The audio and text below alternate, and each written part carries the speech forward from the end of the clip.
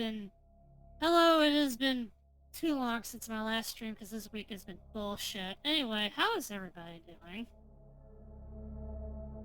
It is no longer Friday here. It is technically Saturday.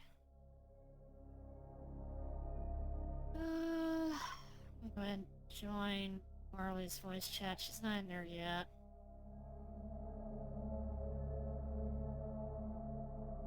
Despite all my stomach GERD, it's time to spook some nerds. Time to spook nerds. Yes. Hello. I was sitting here and I was all like, just waiting. And then I looked over and I'm like, why did Discord close? I've been sitting here with it open for like half an hour, like, ready. Oh, that's... Oh, there's your problem. I think Discord's like, oh no, you can't AFK in your own Discord. Don't share that. Fucking Discord. Oh, Discord. Oh, Discord. Remember when everyone was using it to flee the shitification? I remember when Discord was like the new kid on the block, and everyone was like, no, I think it'll be alright. We should try Discord. And I remember avoiding it for like the longest fucking time, because like, I don't need a stupid chat thing. But now we can't seem to survive without it, so. At least for now. Yeah, until it drives itself into the ground. Don't worry about it. I mean, if it closed down tomorrow, I'd just make a new IRC server and be like, hey, everyone who I give a shit about, here's an IRC. We're going back to the old ways. The oldest ways. Do not speak to me of the old magics. I was there when they were written. Valhar just says, I'm hanging in there, D. You know, that's an interesting choice of words concerning the video you linked me and I watched earlier. Oh no. Oh god. I did way too much talking yesterday and now I regret it. I was like... Gosh, you gonna be okay today? Nothing hurts. I just think I'll have I've got my water, and I already did some like lozengey kind of things. They're not like really lozenges, they're more like candy, but yeah. I didn't lose my voice or anything, so it should be fine. I think I used to talk all the time. Huh? Oh. Said I used to talk all the time. I was a teacher. Like I used to talk nonstop, like all fucking day. I don't have that stamina anymore. It's a kind of a practice thing, I think. I hit start in this game. It's taking a bit.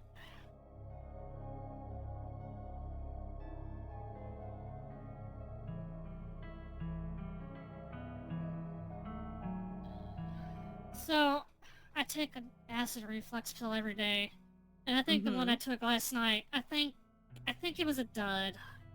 Oh no. Yeah. Does that happen? It happens. Sometimes you just get one that's bad. Oh man. Especially since I'm buying them in bulk from online now. Because Right. it's a cheaper way of doing it. Because it's a cheaper way, yeah. So like 1 out of like 100 is usually non-functional.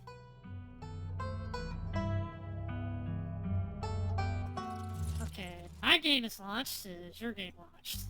It is launched. Okay, loading. Chapter end. Yeah.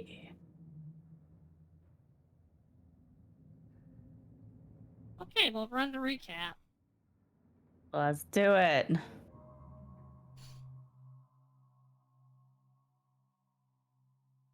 The long-lost cousin, the bad news, the 26 hours of bus rides with countless late-night stops and seedy depots that would have felt unsafe even in the middle of the day. You wouldn't normally find yourself traveling like this, but your cousin bought the tickets.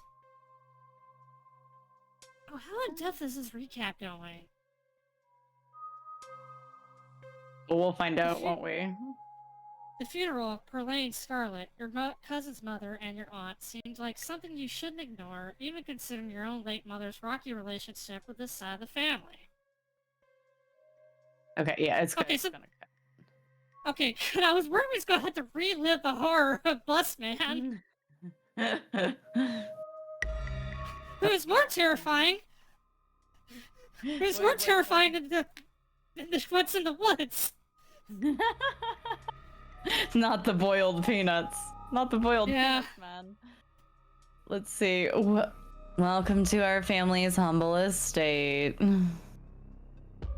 Unfortunately, due to the current state of the house, only a few rooms will be safely accessible during your stay.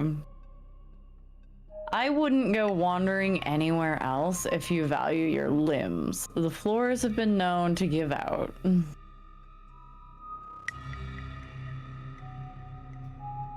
So, has Stella mentioned she's famous? Oh, Avery, I'm not famous. Look, if you're not going to go around tooting your own horn, you know I'm going to do it for you.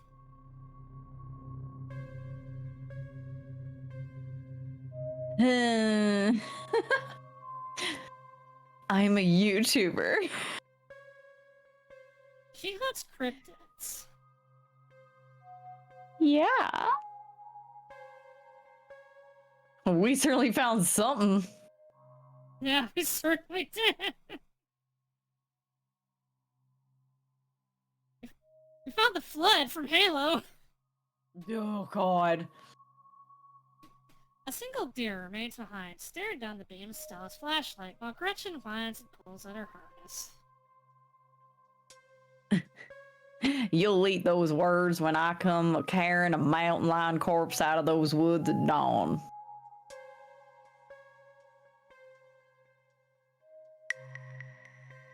Come on, you, whatever your name is, grab that flashlight and help me line up a good shot. As the creatures in the tree line grow louder and more numerous, Gretchen violently strains against her harness. You dive forward and scoop Gretchen in your arms just before she manages to wriggle out of her harness. Your eyes fixate on the dark tree line over Duke's shoulder.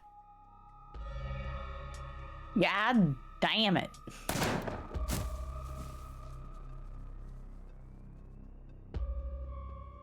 Stella, keep an eye on her for us. Make sure she doesn't get into any more trouble.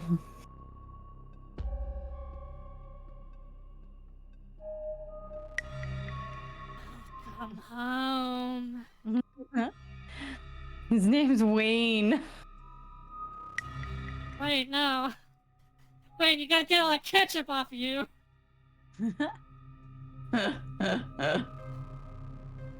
My grandmother called them ditchlings, and they're a terrible omen, a sign of great suffering and destruction to come.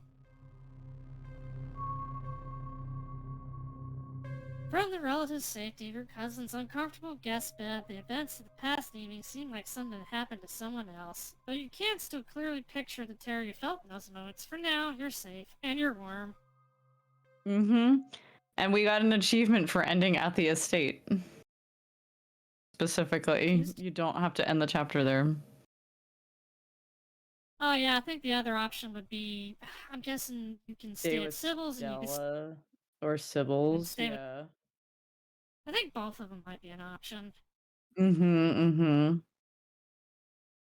right. Tuesday morning awaits. Terrifying, I know, right? Yes, that's the real horror. Wake up, wake up, wake up, wake up, wake up, wake up. You open your eyes. The sun has risen. The birds are singing. You are still alive. And you are unfortunately still alive. And for now, you are safe. It's Tuesday, isn't it? Your gaze wanders around the room, to the window and the woods beyond. You wonder if the monsters are lurking there right now, just beyond the trees, ready to pounce as soon as you leave the crumbling estate. A familiar unease settles into your gut, tangling into a knot of anxiety wriggling as the last events of last night play out in your head. Can't help but remember Duke slumped against a tree, pieces of him scattered across the clearing. There's a bit of him over here and over there. Unfortunate. I wasn't gonna. We weren't gonna let Gretchen get out of her harness, but I did feel bad that happened to Duke because he seemed like he might actually be an interesting character. Keep around. You're not sure if you'll ever feel okay again after what you've seen, but you can't stay in bed forever. Yeah, you gotta get up and go to therapy. I was gonna say, yes, you can. You're here for a funeral. You got a whole week till that shit. You can just stay in bed the whole rest of the week. Yeah. Hugger pulls you from the climbing depths of the mattress. Ooh, clammy. Okay, never mind. Get out of there. We have to check on the possum. Hunger, huh? So, are we playing Fear Hunger 3? Check on the opossum. We must check the possum. You open the drawers. You open the drawers to check out on the little opossum you met yesterday. Oh good, he's still here. That's nice. Pat the little man's or leave the little man's in peace. I think we should perhaps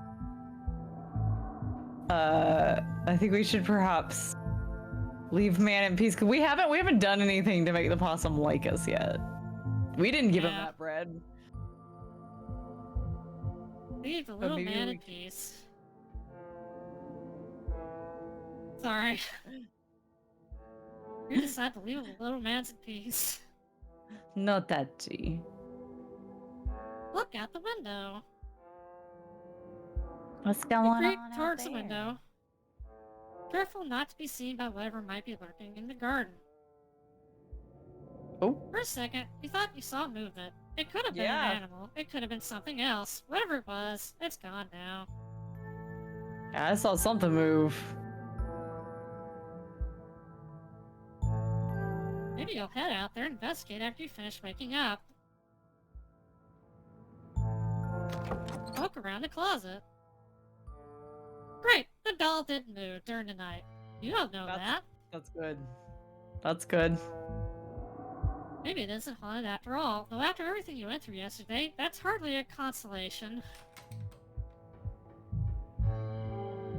Text Stella. It's probably a good idea to check in with your new friend. Can't imagine she's holding up very well. Nope. Yo, what up? Oh my god. Hey, how are you holding up? Hi. Oh. No, keep scrolling down. Keep scrolling down. Oh! Send a picture of a dark cat you found on the internet. I'm kind of thinking of doing just that. I think we should do that. I think we should doing send that. a picture of a cat. Because that's what I would do.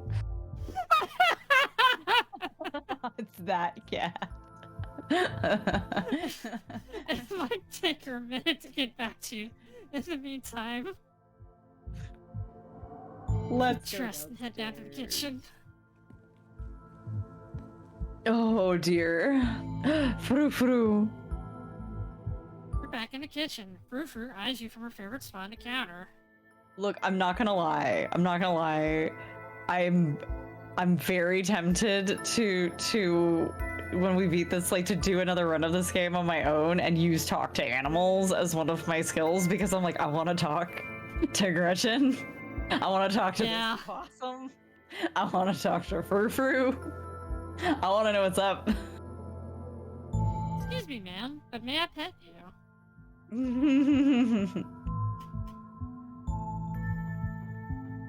Part of you hopes that flattery might win her over. As silly as that may seem, you are, after all, talking to a cat. Frou merely flicks her tail faster. It doesn't look promising. No, that means the cat's upset. Oh, yeah. Hey.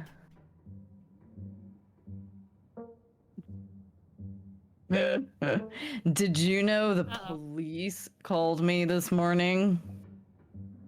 You've only been here 1 day, and you've already had a run-in with the cops. I like the cops don't matter. Something is coming for this town.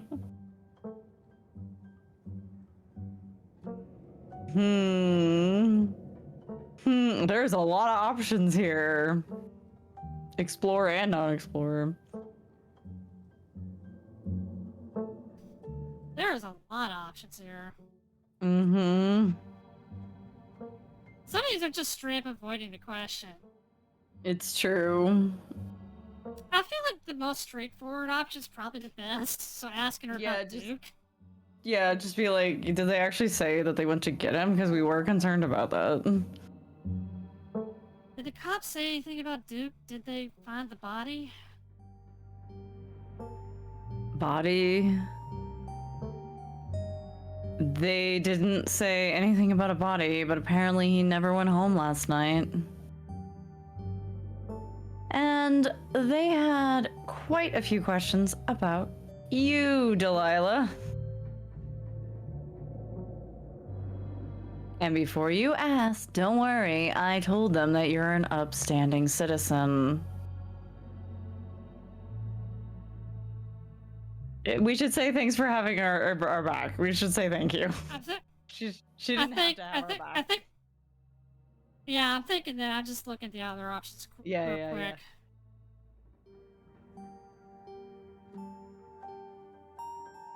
Thanks for having my back. Oh! That face! Oh my god. We got an achievement for that. They call that dance smile. I'm screenshotting that. It's so... Oh no. Oh no. Sure, what else is family for? I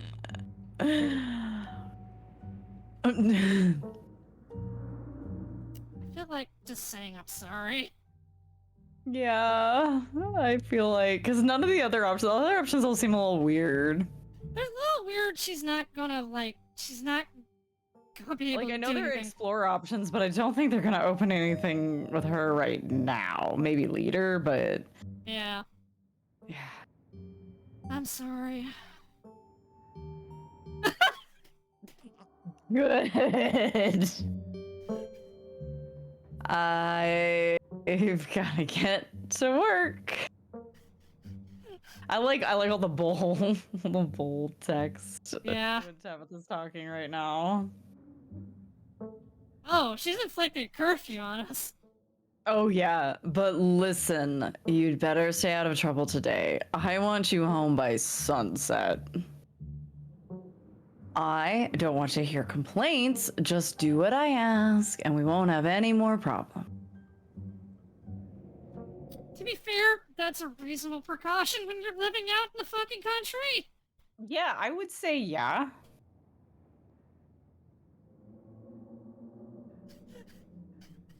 Sunset. She means it. Your cousin huffily exits the kitchen. Her footsteps fade down the hall, ending in a characteristic creak, then slamming the front door as it opens and closes behind her. Once again, you're the only human in the estate.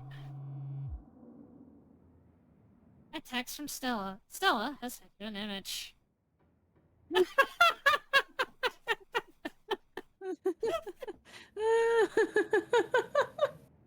This is the realest shit. It's so real. Hope you're holding up okay, or as good as you can with all the stuff we saw last night.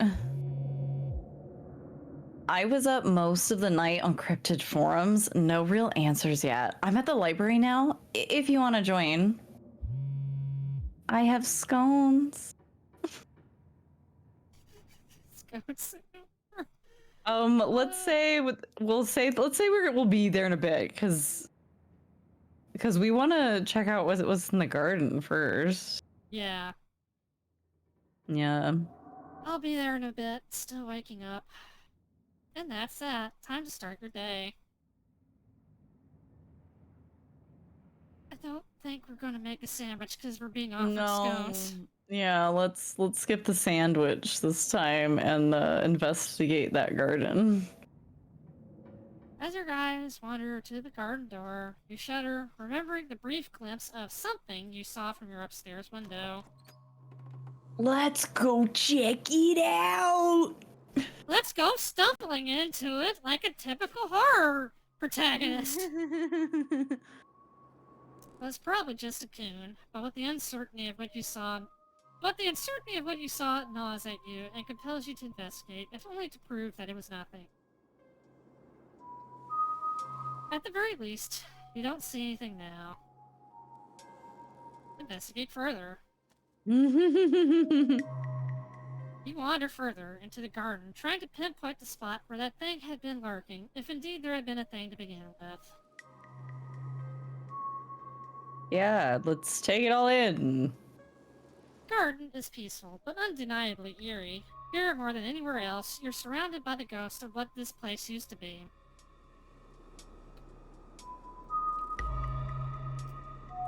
A greenhouse sits in the midst of the overwhelming greenery, unreachable from years of neglect. Its glass clouded and cracked.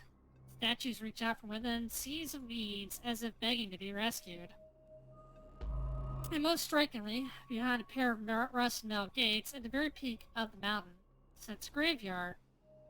You can just make out a few of the headstones, the scarlet name carved deep and proud into their faces. You notice what a good view someone would have of your window if they stood where you're standing right now. Uh-huh. You crouch down, pushing aside the greenery, and examine the softer earth. A boot print. A big boot print, and what looks like some kind of viscera. Ugh, not the viscera. Is that the proper pronunciation? Okay. Viscera. Your thoughts turn to the specter from the night before. You snap a quick photo, just in case it comes handy later. Smart! Yes. I mean, she's already researching at the library. May as well send it. Yeah. You send the photo to Stella. Look what I found in the garden across from my window. No way that's Tabitha-sized. You head back inside. Time to figure out what to do with the rest of your day. Let's go to town.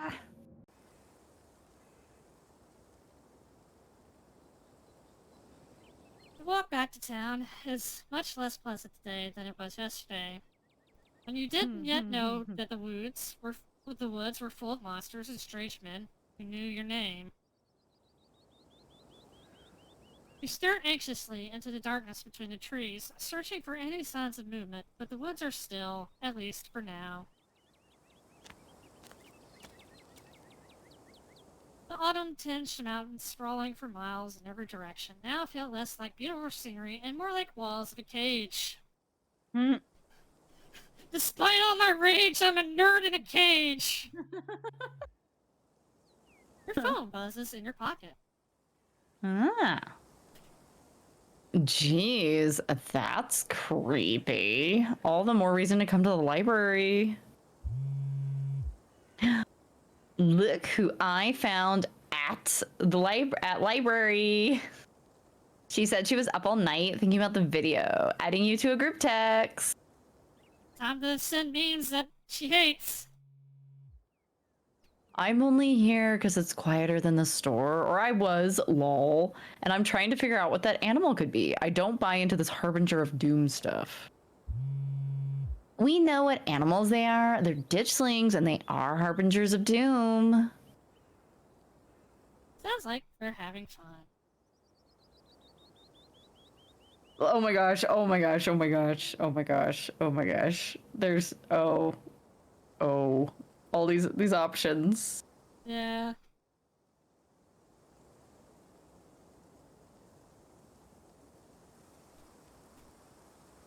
Kinda want to send Stella a heart emoji.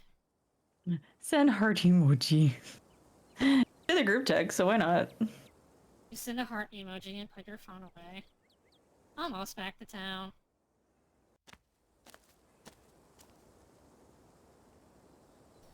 You make it to town in one piece. No creatures jumped out at you. No scary men blocked your path. Yeah, it's because it's the daytime. You haven't entered the other world yet. The sight of other people... Yes, the siren hasn't sounded yet. Fun fact, where I live, every Tuesday at around, like, 2 o'clock-ish, there is a tornado siren test. I lived somewhere for a while that had that going on. And then I lived another place that had that going off, but it was much more rare. It was like just every once in a while they'd go off, but you would never know when it was going to happen. Yeah. And then it would just go off, and you'd just be looking around like, is it doomsday? Yep.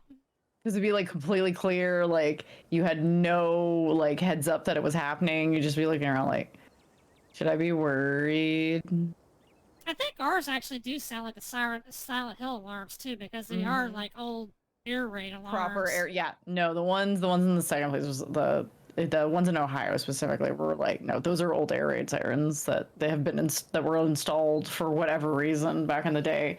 Instead of, they do not sound like, it does not sound like a tornado siren. It sounds like a fucking air raid. Yep. The sight of other people is comforting, helping you forget the things you witnessed, as if they happened to someone else. Oh, hey, Delilah. This is gonna be a lot of me talking to myself. We were just talking about you. I stopped by Sybil's to pick up her new tea blend, and, well... You're the biggest thing to come to town since the coal mine. Folks have been absolutely buzzing about you. Yeah, I imagine considering we're number one suspect in a fucking killing. Yeah, we're all... Yeah.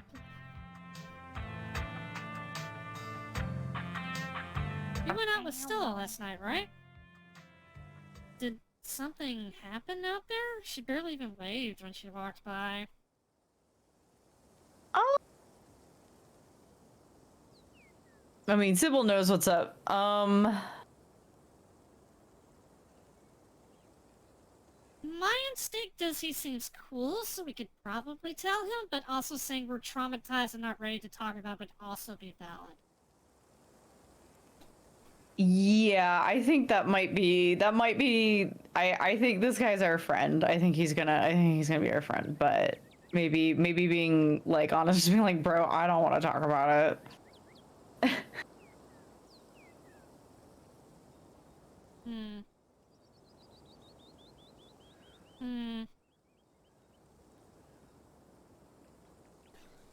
Yeah, I'm kind of thinking, keep our cards close to our chest, but not outright lying or telling him to fuck off. Yeah, I don't think we should lie.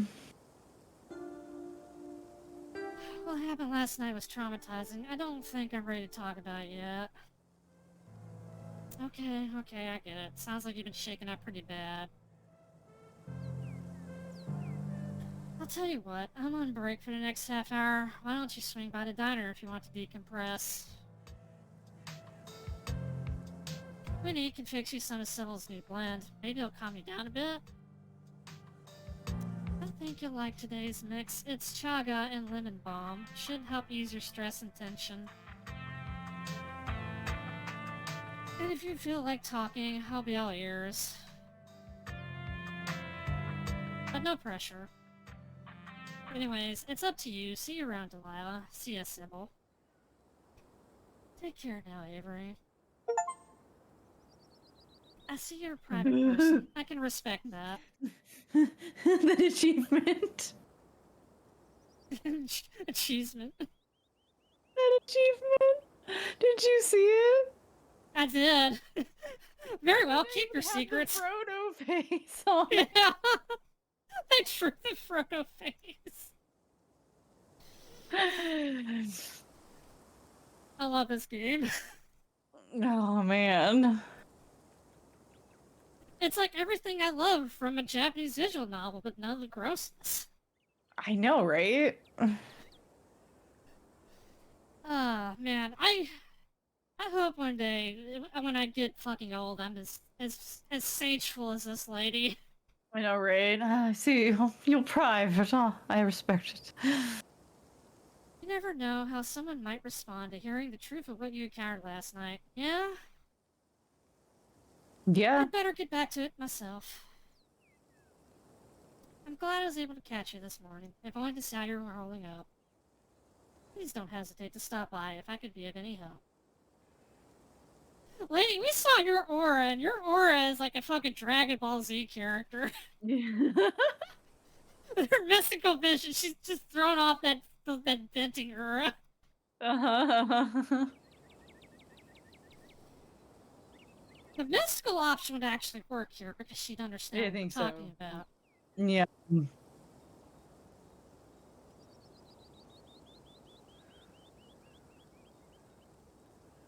both know that there's something horribly wrong about this place. How are you so calm?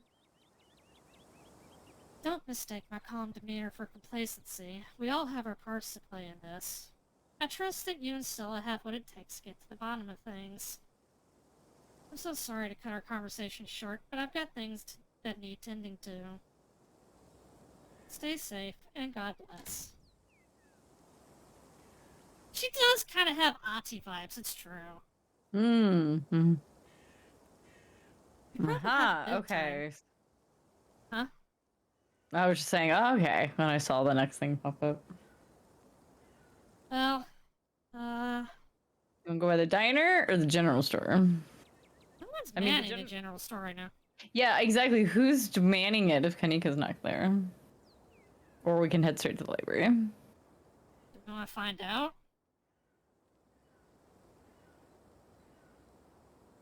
It doesn't matter. Or we could talk to Avery. It doesn't matter. I don't have strong feelings with this. I feel like whatever we do will. I feel like exploring where we haven't gone before.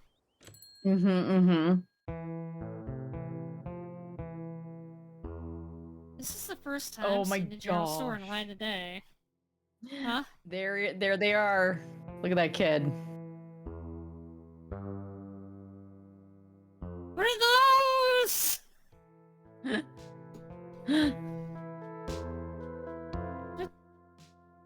Oh, he says a table by the register. I thought you was sitting at the register. I was like, no, it's over there. Barrel pickles. Barrel pickles. Oh, look at the stuffed animals down here. They're so cute.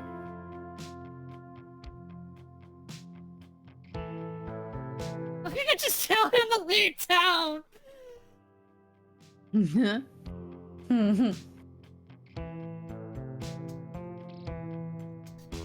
What you do on your phone, kid? On your phone?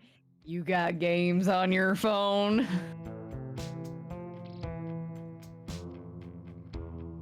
I wanted to buy chips or something. Do I talk to you or... So if I wanted to buy some chips or something here, do I talk to you or... Besides...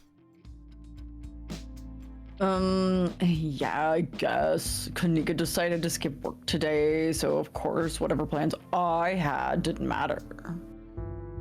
Just take the chips. I don't care.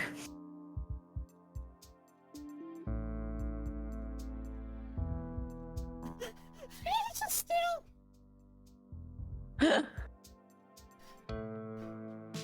I am an honorable sort. Yeah, I'll pay for my chips. Should I just leave it on the counter or what? I'm paying for my chips, I insist. I'm not ringing you up. Take them or leave them.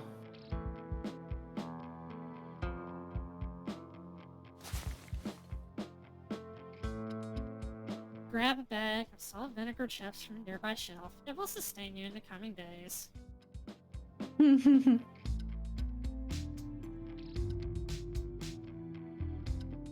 Your turn.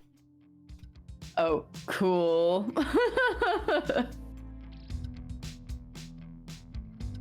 we want to ask him when he's done on his phone? Do we want to persist in annoying the teenager? Yes, let's annoy the teenager. I want to annoy this teenager. we're being old people who are like, let's annoy the youth. What you doing on your phone? Oh my god, oh my god, oh my god.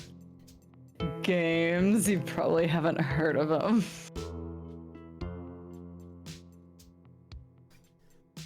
We can't talk about the fact we're a streamer. Follow up with, hi! Hi, I'm Delilah. Just got to town yesterday. Yeah, I know. Mom told me. What's your name? What's your name?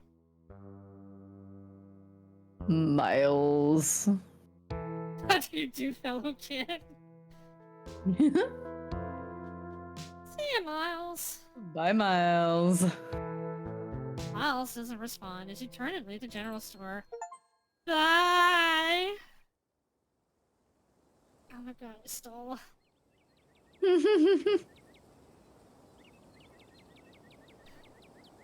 Okay, so we could go to the diner or the library. We can go to the diner. Yeah.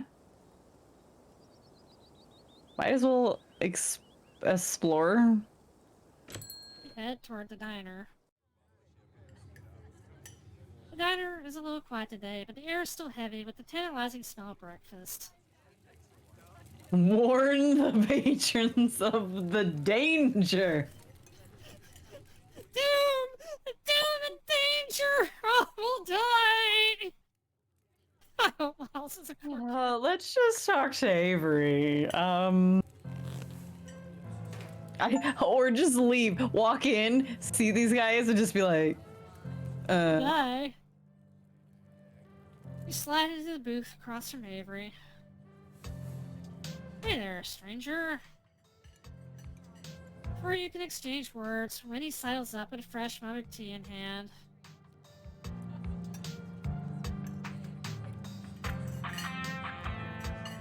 You want to take Winnie? Sure. Heard you might need this.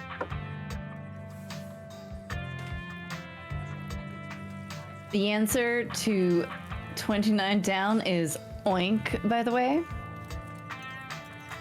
What? But the clue is pin sound. How is that a sound a pin makes? Wait, pin like a pig pin? Are you kidding me? How was I supposed to guess that?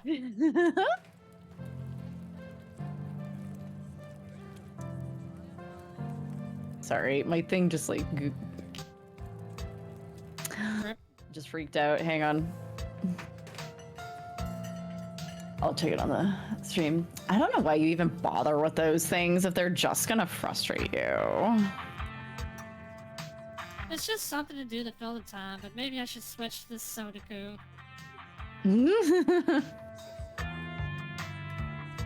Winnie leaves Avery contemplating daily newspaper puzzles, returning to her seat behind the counter.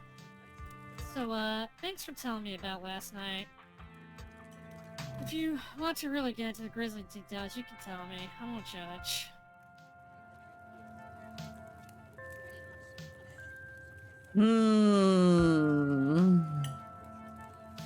What if I could tell you about last night, but what if you don't believe me? Yeah. I'm not here to judge. I'm here to listen. Sip our tea awkwardly. You take a gentle sip of your tea. Sybil was right. You can already feel it to begin to ease some of the strain and tension from last night's events.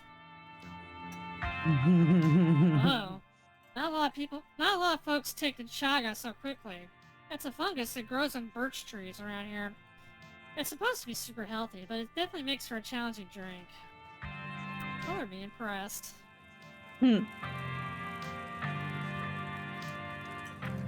Okay, so do we keep playing close to our chest, or do we actually tell him now?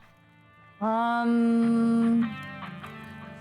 don't know. How do you feel?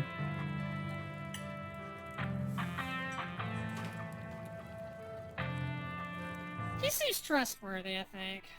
Yeah, he seems trustworthy. It seems, I don't know, I guess it's that thing of like, we are in the diner, so I guess keep your voice down? Like, I don't know. Yeah. Spilled the beans. Glad to have someone to talk to about the horrors you witnessed. Wow, That is some heavy stuff. No wonder Stella seemed distant. Monsters in the woods. I may not have lived here long, but I never heard of anything like that happening around these parts. Can't say I like the thought of it. Now that I think about it, when the cops came in for their morning coffee, they mentioned something about going out to the woods to look for someone. Must have been Duke. They seemed so disconnected from it. I figured it couldn't be very serious, but wow. Yeah.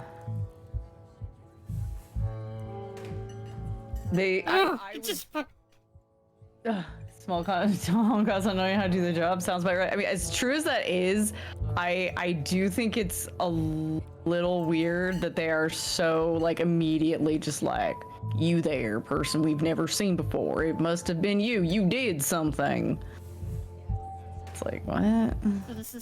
So they're suspicious of me, or the cops are in on it? Yeah, I don't know. I would say that they're suspicious. I don't think they're in on it. Yeah. I don't get it. They still sell us footage. They saw what happened out there, but it feels like so far all they've done is hounded me. Hey, I don't know if it helped your anxiety, but even if they think you did something, I'm pretty sure they wouldn't bother going after you. Those cops come here every day, and I feel like I know them pretty well by now. And let me tell you, they have no follow-through. I can't tell you the number of complaints they've just dropped after a day or two. So they just really were not going to do fucking shit about it. Jesus. And I'll vouch for you if they try anything. Alright. I hadn't pegged you for a transplant. Where are you from? Yeah. I moved here from Charlotte, gosh, 3 years ago now? I've lost track. Aunt Winnie offered me a place to stay and a job, and who was I to pass on that sort of generosity? To be honest, it still feels like I just moved in. Practically everyone apart from the Cole folks grew up in this town, so it's like I'm the perpetual new kid. So he kind of knows how that feels. Yeah. Don't get me wrong, folks here are plenty polite and friendly, but there's a shared history I'll never be part of.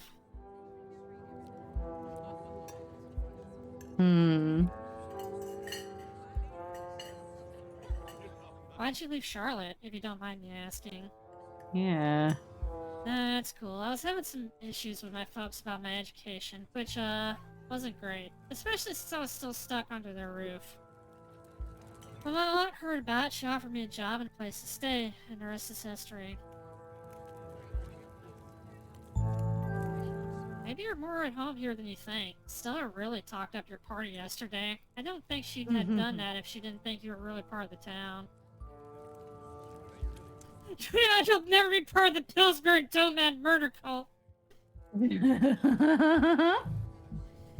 It could be that you're getting in your head about fitting in. Hey, you know, thanks. I hadn't actually thought about it like that. You should get out of here. Take me with you. Take me with you.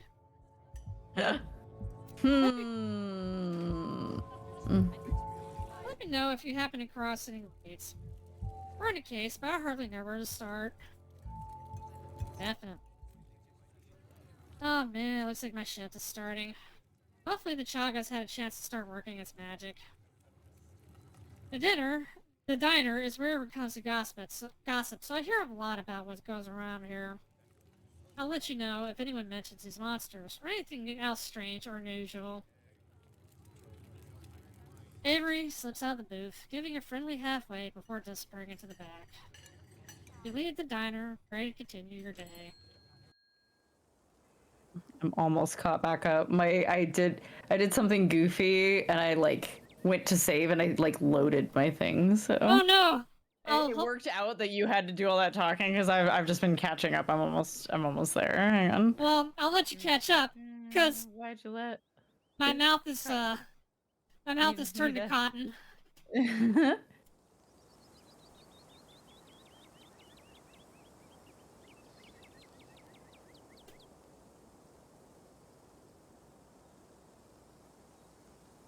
Looking at all the background details here. I want to know what the story is with that boarded up building.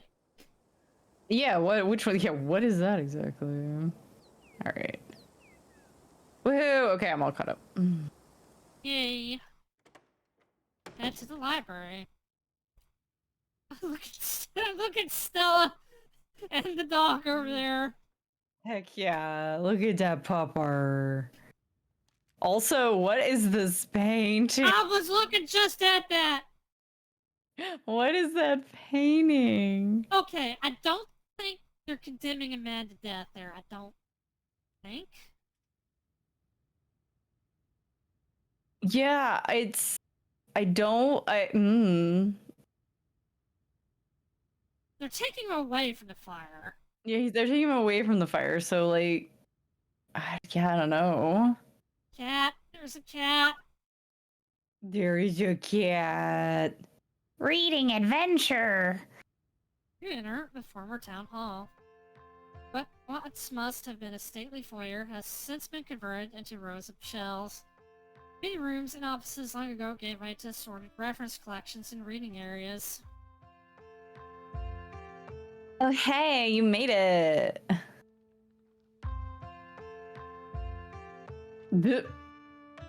can just tell her to shut up. Oh. It's not like it's not a city library, God. You head over to Stella and Kanika's table and settle in. Look at the dog! Oh, Gretchen. How could we not save the dog? Stella has a new shirt. Oh yeah, ghost tracks from in San Antonio. Oh, yeah, the ghost tracks. That if you, the story is if you like go out there, like, I don't think the tracks are still used anymore. I think it's like an abandoned rail track. If it's not, people are morons for doing this, but the whole story is that like. I feel like it's like a bus of kids got hit by a train or something like that. And so like if you park your car on the tracks and you sit there and wait in the middle of the night, your car will get invisibly pushed off of it. And if you check your car, like you'll see like handprints all over the back of like the kids like push your car off the tracks. Wow, I like spooky experiences, but I'm not parking my fucking car on some train tracks, world. I could be messing that story up slightly and like overlapping it with another kind of urban legendy version of that, but that's the general gist of it, is that you're supposed to park your car on the tracks and that the ghosts will push it off. Yee, let's not get naturally selected. I don't want to get ahead to the ghosts. Right. Kanika is fashionable as fuck. Yes, very fashionable, and I'm covering it on the stream, but she's got a super cutesy little notepad with like a clamp creature. That's Cube from Madoka. Oh, that's what it is. Yeah, it's a Madoka thing. Yeah. Well, we know she's a weeb, so she's probably chill. Yeah, but why'd she choose one of the most hateful creatures that existed to put on? Because Cube is the fucking villain of that fucking show. Well, you know. I trust anyone who wears Sailor Moon t-shirts, so it's fine. True. Whether I should or not, I'll learn my lesson. You made it! Glad you could join us. Speaking of Sailor Moon, I know Talhydrus, when she was working in an office setting, had a picture of the meme from Sailor Moon of the character going, "I will have you know, I don't know anything about computers." Because Talhydrus was working in tech support. Perfect. Morning, Delilah. You look tired. Gretchen just staring. Staring right in her soul. Look. We're being mean to the young kids. We're not being that mean. We're not gonna snitch on Miles. Yeah, we're not destroying him. Usagi is a username. Yeah. Let's see. I'm pretty amped up. I've never done Scooby-Doo before. I feel like either the thing about the estate or yeah, it was hard to fall asleep. We'll go with the estate. Yeah, the estate isn't exactly isn't the easiest place to get a good 8 hours. I never realized houses could get so windy. I can only imagine that place was already falling apart the last time I was there, and it's been years. I can't believe it hasn't been condemned. Good question. I know. Not that there's anyone here to do the condemning. Anyways, I guess we should get started.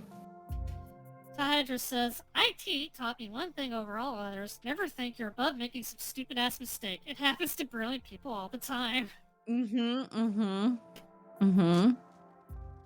Yep. I guess we should get started. Oh!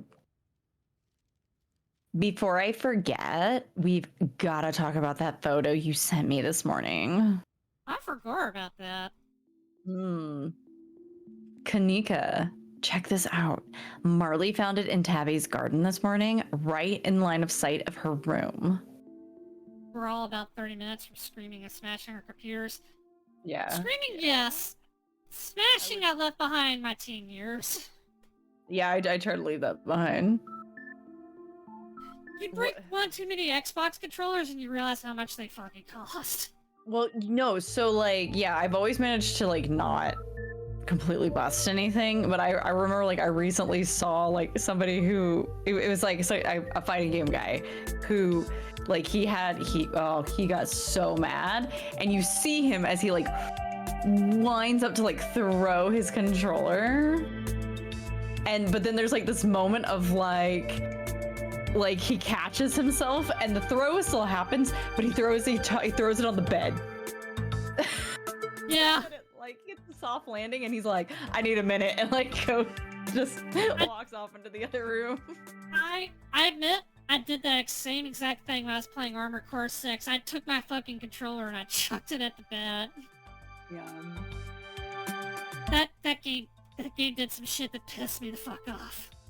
I can only imagine. Like as much as I was into mechs growing up, I've never played mech games because I don't know, there's something I can't. Like I can't keep up. Too many things to keep track of?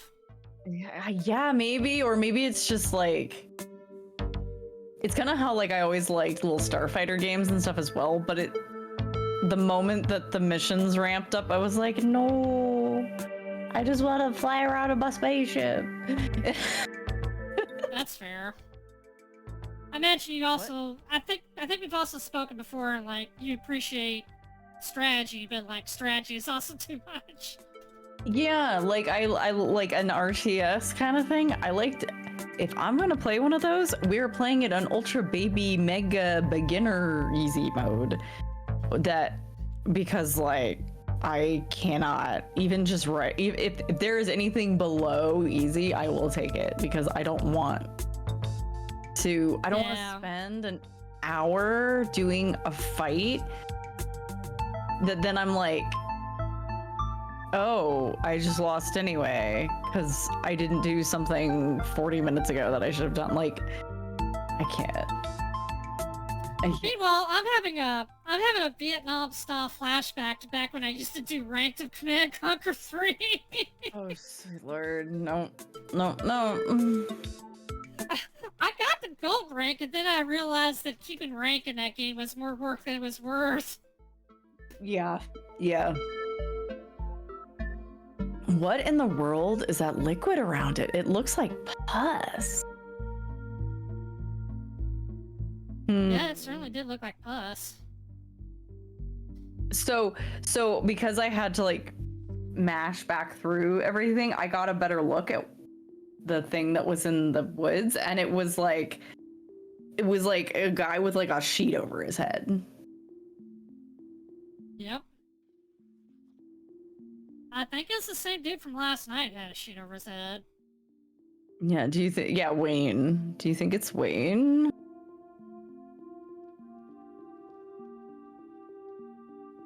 Oh! Wait. Okay, I accidentally just hit the thing. I didn't click through it. Okay. Do you think it's Wayne? A creep who keeps coming around my mom's tea room?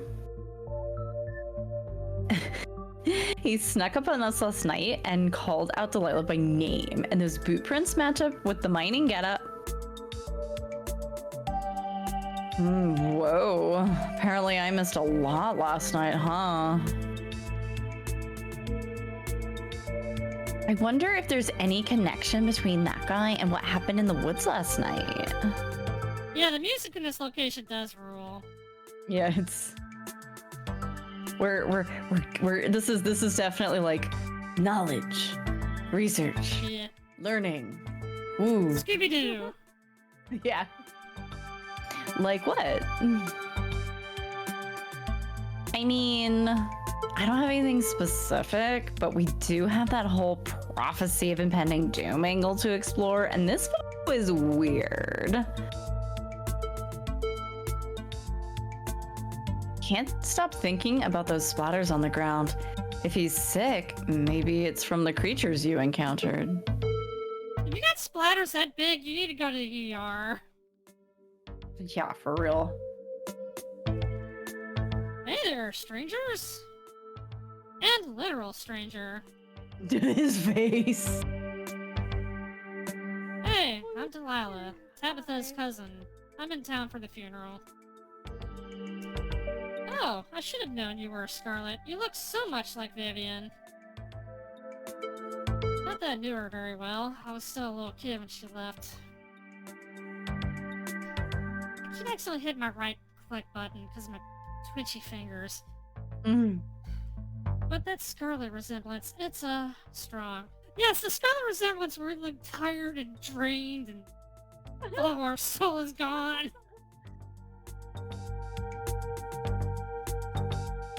I'm Oscar... Gutierrez. Yeah, I'm on these...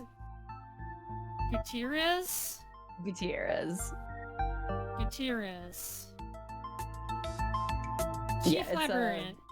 It's one of those names where it's like it's tricky when you look at it, but it's just 4 syllables. Gutierrez. Oh yeah, you're right. Okay. And only librarian. Although I don't usually see it. I usually see it's spelled slightly differently with the I in a different place, but it's the same name. Yeah. Oscar's amazing. He practically built this library from scratch. Yeah, I'm a little jealous of what the kids around here get to grow up with. They don't know how good they have it. Back when I was in elementary school, all the library had was a couple shelves of boring books donated by old people. Y'all are too kind, but speaking of kids, have either of you seen Rosaline around town? I don't want to be a helicopter dad, but she hasn't been answering my texts, and I wanted to make sure she isn't getting into trouble out there. You know the crowd she hangs around with. Oh, well, they're good kids at heart. I'm sure they're just up at the old Maxwell place doing teen stuff with a capital T. I went up there plenty of times in my day, but I'll be sure to keep my eyelids peeled. What's the old Maxwell place? That place? It's this great old abandoned spot. We used to hang out there when we were teens. I can't believe I used to be so reckless. The floors there were like Swiss cheese. I really should have a talk with Rosalina when she gets home.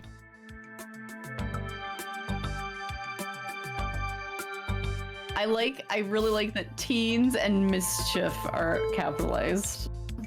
Yeah. Do we want to talk about ditchlings in front of him, though? Yeah, I don't know.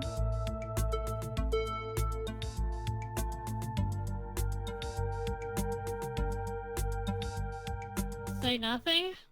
Yeah, Silence is golden. we don't have a dog in this fight. You say nothing and let the others talk. You might not want to let her run off like that anymore, though. It's not as safe as it usually is around here. Is that so?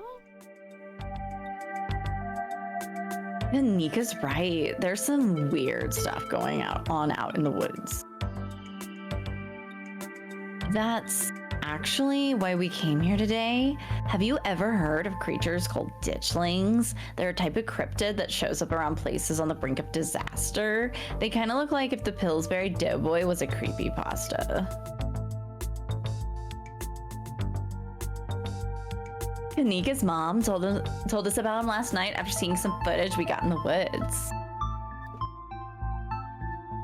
Ditchlings doesn't ring a bell. Dang, worth a shot. Okay, if you were, say, trying to predict a horrible disaster that might befall our town, where would you start looking? I like the almost Fresno Nightcrawler thing happening in her notepad. Yeah. It has one too many limbs. I think it's supposed to be a ditchling. It probably is. Well, they say history repeats itself, so I'd probably try to figure out what sort of disasters this region typically falls prey to. Does it have to do with giant fires and carrying men on bars out of them? On iron, like... Oh, God. Should I be worried about something? I don't know yet. I'll be right back. Gonna go nab some more books. Behave while I'm gone, Gretchen. Look at the dog. The dog's like, you wanna give me a scone? You there, sir. You want to give me a scone? Give me scritches. You don't have to worry about her still. You're such a good dog, aren't you, Gretchen? Biscuit. Oh. Here, have a biscuit, old gal. Nom, nom, nom, nom. Gretchen inhales the soft biscuit, drool leaking from her toothless mouth. As she swallows it whole, oh no, the dog doesn't have any teeth. He's so old. He has no teeth. I'm pretty sure Stella's barking up the wrong tree, Oscar. I don't think you have to worry about any horrible calamity befalling the town. But she's right about the weird stuff. There's definitely something unusual going on out in those woods. The mystical.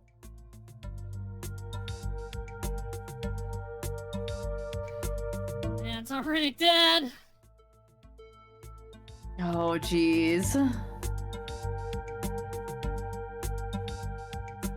kind of want to go with the wildlife angle. Yeah, I was gonna say, if we say the wildlife angle, then we're not, like, revealing too much. Yeah. Whatever's out there in the woods has been brutalizing the local wildlife. I don't think it's safe. Hold on, I gotta answer something. No worries. Oh, Gretchen got that happy face now. She looks I'm gonna try calling Rosaline again. I like that his phone case looks like an old library card. Yeah. I'm sure she's fine, really. Rosalina's a smart kid. She knows better than to go around getting into trouble, and we'll make sure to keep our eyes peeled. Thanks, Kanika. And Delilah, if you see a 13-year-old girl with the black reading glasses, would you let her know Dad is worried about her?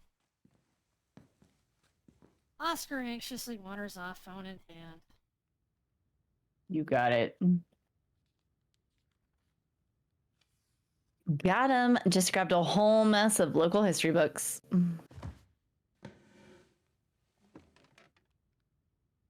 Stella sets a massive pile of books on the table and pulls up a chair.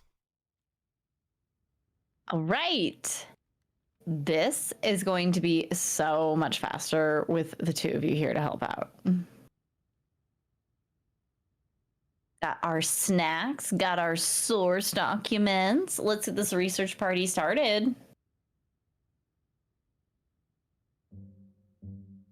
Oh my gosh. Oh, it's her laptop. Little bat.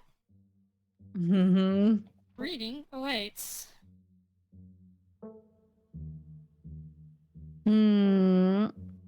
Shall we just... Reading is for suckers? Wow.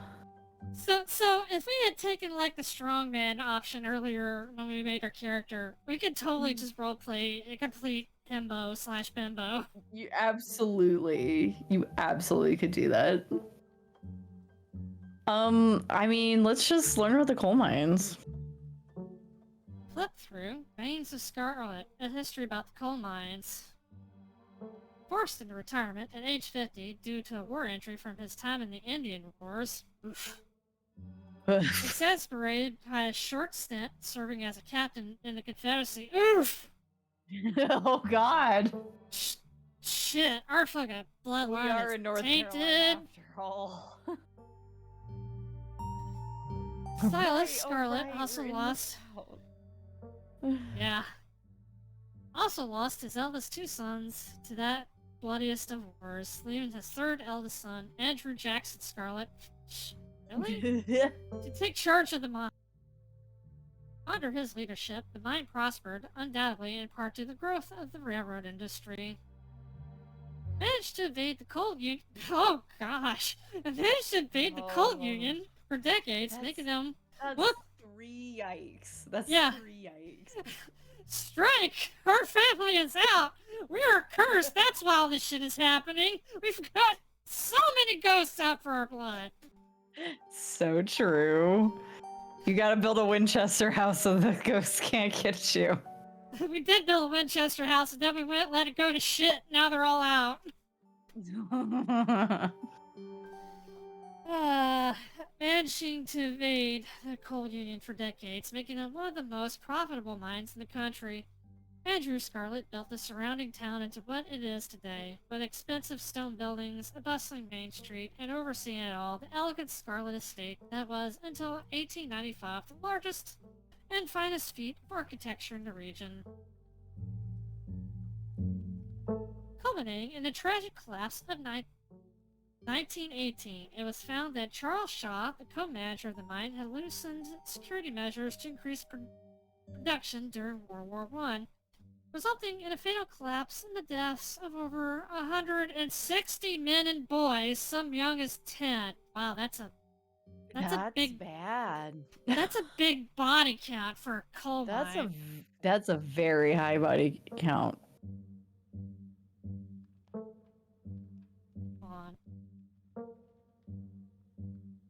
Answering texts about food order coming in, just making sure we No don't get too much worries. stuff. Yeah. I do I appreciate the book here, how they've put this book together. Yeah. The casualties included Andrew Jackson Scarlet's son Theodore, his brother Enoch V. Scarlet, who had taken over for their aging father during the bustle of the war, managed to pull the mine from the brink of ruin, thereby saving the town. So this is how your family made it its fortune. Through blood money! Gross. Oh gosh, let's find out more bad things about our family. Let's do it. Let's do Silas Scarlet. I'll read this one if you want.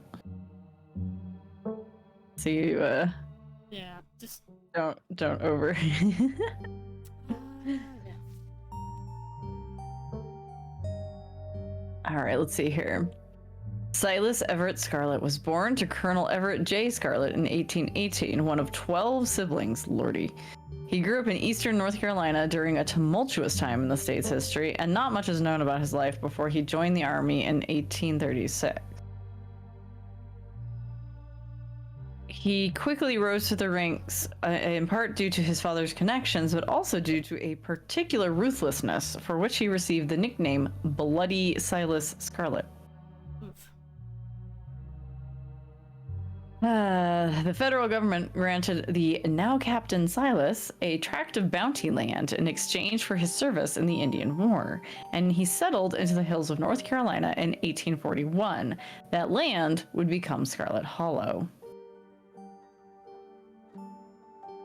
But it started as a simple log cabin built by Silas's own two hands, occupied by his family of 10.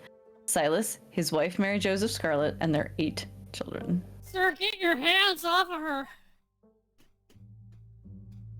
You gotta have a lot, because, like, you know, they might all die anyway. Logging business brought many workers and fellow landowners to the hills, but it wasn't until Silas discovered rich seams of coal running underneath the entire region that Scarlet Hollow was really put on the map. Wonderful. He saved what he could and bought the surrounding hillside at a great discount, cleverly hiding what he knew about the land's true value. Thus, he had all the resources to found Scarlet Hollow's now famous coal mine. There are laws about this now. You can't do that. Can't do that anymore. You're finished with this one. Oh yeah, Appalachian. Let's go. We shall read all of these. Yes.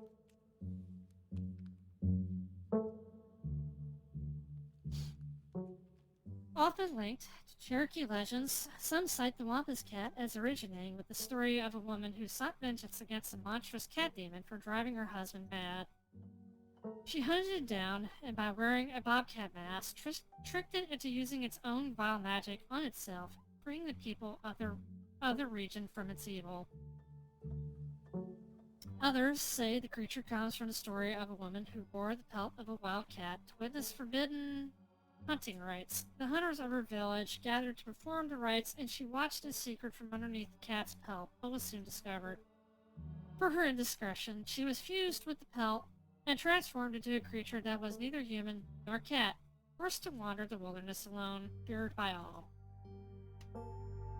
Her calls are those of great sadness and serve as a warning to anyone who dares go against tradition.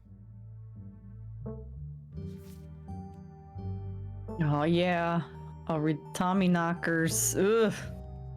Tommy Knockers originated in Cornish mythology, spreading to the United States when Cornish immigrants began working in Appalachian mines. They're named for the knocking that can be heard from seemingly within the walls before a cave-in. Okay, forgive my ignorance. What is Cornish? Cornish, so like Cornwall? Oh, okay. Yeah. Yeah. According to some, the knocking serves as a benevolent warning. Others believe that the creatures take stolen hammers to the supports of mines and collapse them on whoever is unfortunate enough to still be inside. They are traditionally thought to be impish, leprechaun-like beings, but some claim they are the spirits of dead miners forever cursed to haunt their final resting place. Well, that mine has a Tommy Knockers. That's got 160 of them. Yep. Of all different sizes. Sport Talipo. There was a hunter who lived in a tiny cabin in the middle of the woods, all alone with his hunting dog. One night, after a particularly bad week of hunting, both their stomachs empty, the hunter spied something out of the corner of his eye. Some small creature had gotten into the cabin through a hole, and before he could even figure out what it was, he drew his gun and fired at the being. His hunger guiding his actions. I guess he just was ready to eat whatever the fuck it was. Oh, I'm so hungry. You damn varmint! I'm eating good tonight! But it was quick, and ran back through its hidey hole and out of sight, leaving only its long black tail shot off by the hunter's rifle. Guess this'll have to do, he said to his dog, and threw the tail in a pot to cook a soup. He and his dog ate well that night, the tail filling them both up. The hunter crawled into bed, satisfied, and his dog curled up at his feet. He woke up to the sound of long nails scrabbling across wood. His dog was nowhere in sight. Only a rumpled spot on the covers where he'd been, and in the gloom, he saw two big yellow eyes staring right at him. "I want my Talipo," a high, hoarse voice croaked from the darkness. "Go away!" he screamed at the thing. Bonnet stepped closer to him, still shrouded in darkness, the sound of long claws dragging across hardwood accompanying its movements.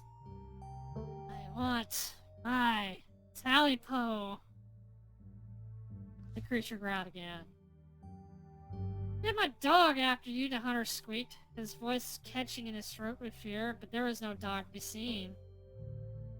"I want my Talipo!" Before the hunter could so much as scream, the creature leapt from the darkness.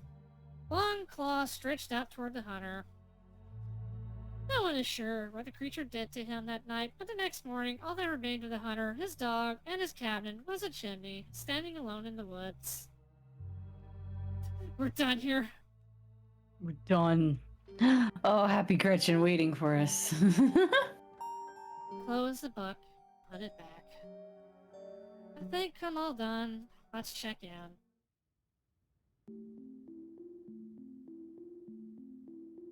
All right, if we're going with what Kanika's mom told us last night, I think we can rule out any natural disasters as what brought the ditchlings here. But not nuclear accident. Looks like our state has a history with those. What about y'all? Find anything? Hold up. Hold up. North Carolina has incidents with nuclear? Question mark? Pardon this pause. I need to look. I'm Googling this.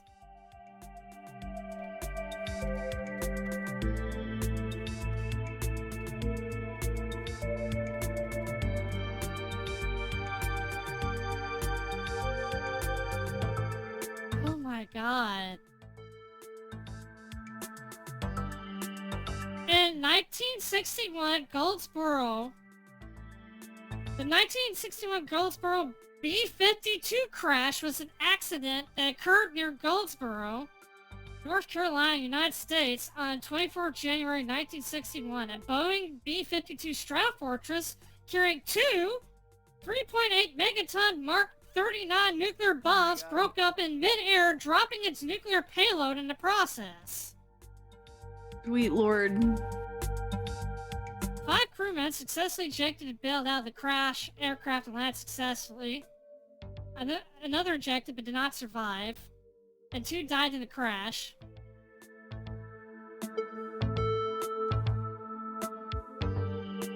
Information declassified since 2013 has showed that one of the bombs was judged by nuclear weapons engineers at the time to have been only one safety switch away from detonation.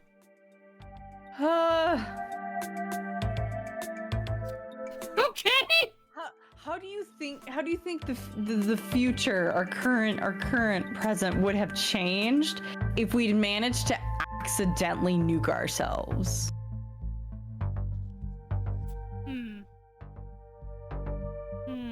I mean, people used to actually literally go sit out and watch nuclear detonation tests. Yeah, like my question is like, if an accident of that magnitude happened, how would people have? Yeah, I feel like there would have been a shift in attitude. Definitely, because I mean, Chernobyl fucking did horrible shit to Soviet Union.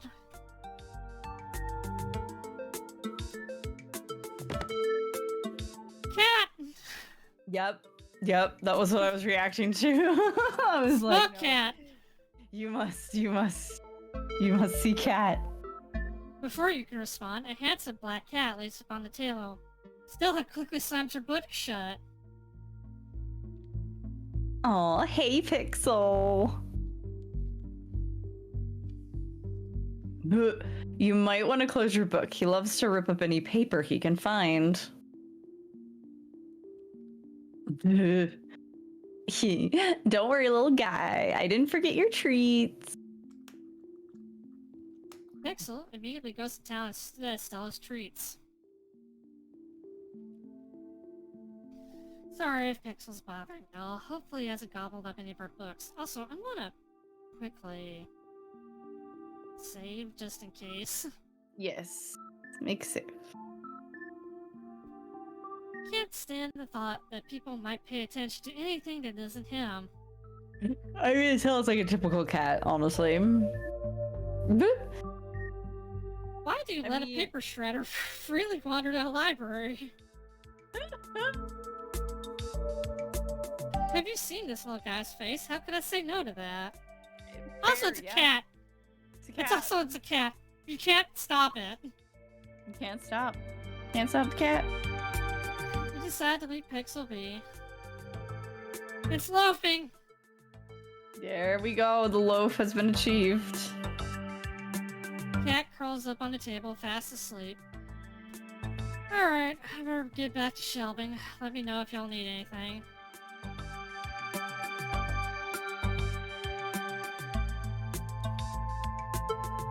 Have you had any luck with Rosalina? Not yet. I knew a team would be a handful, but I didn't think it'd happen overnight. I'll probably head out once you all are done and check in on our usual haunts. Oh, we can actually inquire about the nuclear accidents. What were you saying about this? Stella, what were you saying about nuclear incidents?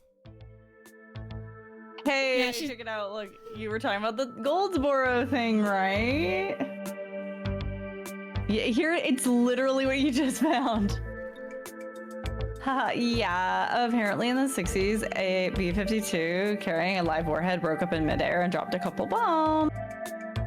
I should have had more faith in the writers to explain that, but it's probably good I wouldn't check because this is a real thing that happened. This is absolutely a real thing that happened. We probably would have checked anyway. Fascinating bit of history there. The first of the two bombs landed upright after its parachute got caught in a tree. Thankfully it didn't go off. At the time, the government claimed that the bomb was unarmed, but it later came out that the only thing preventing the detonation was a single electrical switch which failed to trigger on the descent. Yep. And 60 years later, the second bomb still hasn't been recovered. Oh, I didn't see that part.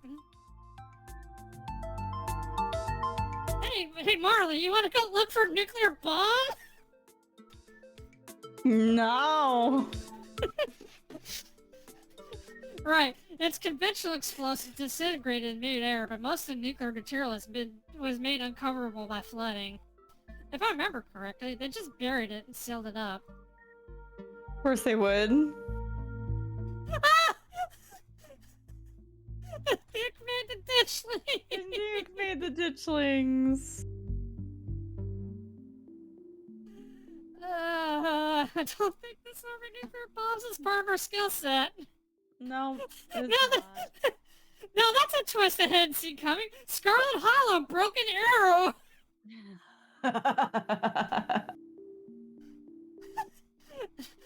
I'm picking this one. If the bomb is somewhere else, why would there be so many ditchlings here? Yeah, Goldsboro is almost 400 miles from here. Not that we should be looking too hard at the disaster angle. Whatever those creatures are, they're biological. Look, you never know with radiation. Scarlet Hollow, Fallout Ignition. Pretty much. We actually know quite a bit. It just melts you. It doesn't make monsters. And a 60-year-old bomb isn't going to explode on its own hundreds of miles away and kill us here. Oh my god, so please. You never know. There could always be a whole underground society of bomb-worshipping mutants just waiting to blow it up. Actually, mutations do happen, but it's like a process of, like, evolution elimination. Yeah. Like, they just came out recently that over in Chernobyl, a bunch of wild dogs, are apparently resistant to, cancer, I think it was. Dang. Yeah.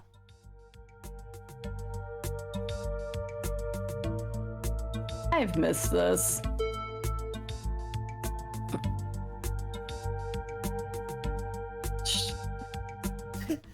Lean and quietly whispered to Stella and Kanika, "Do you guys think there's like a cult here?"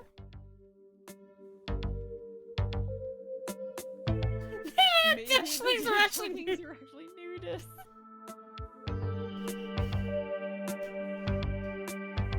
Oh, I almost want to take that one, but I also want to cover the cop angle. Yeah. I'm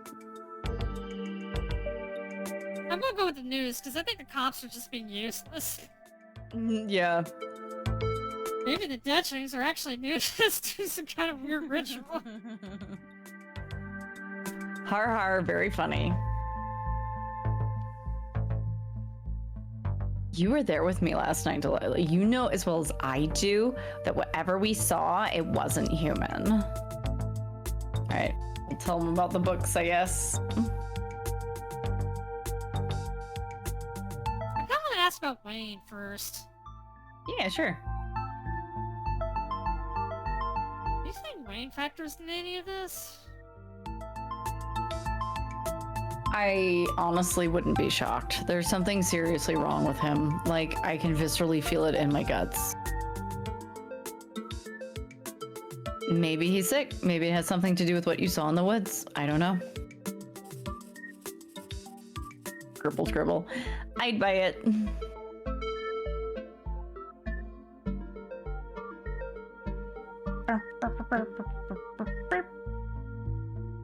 So about the coal mines here. Nika. Nika visibly shudders. I get cold sweats just... Oh. Stella moved, so for a second I thought Stella was talking.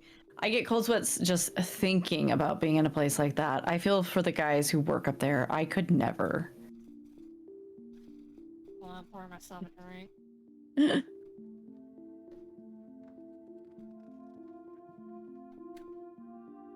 Speak for yourself. I love a good crevasse.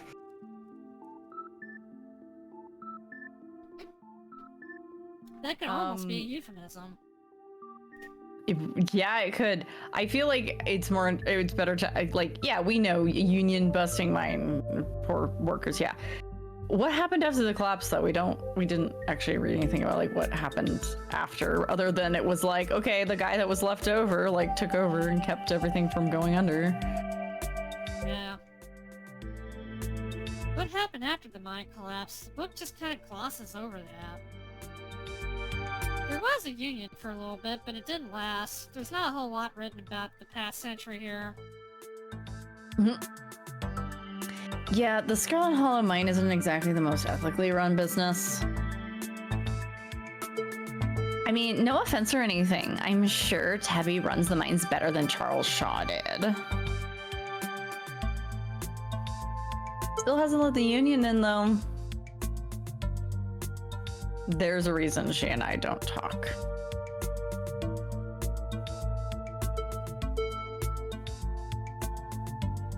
Do you guys have a bone to pick with Charles Shaw? I wanna... You guys really seem to have a bone to pick with Charles Shaw. That's what happens when someone directly causes a monumental disaster, especially in a small town like this. People tend to spit when they hear your name. Maybe that was Charles Shaw on the beam, then. Yeah, maybe. Nope, that's him. He got run out of town on a rail, you know? He did. And that's not a figure of speech. Back then, they actually tied you to a rail and ran you out of town. There's a big mural of it over on the far wall. It is that. He got off easy, if you ask me.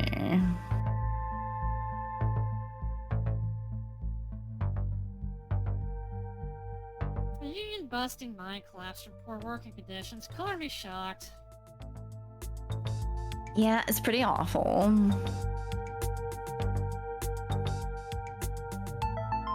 That's what the sculpture out front is for, commemorating all the men and children who died that day.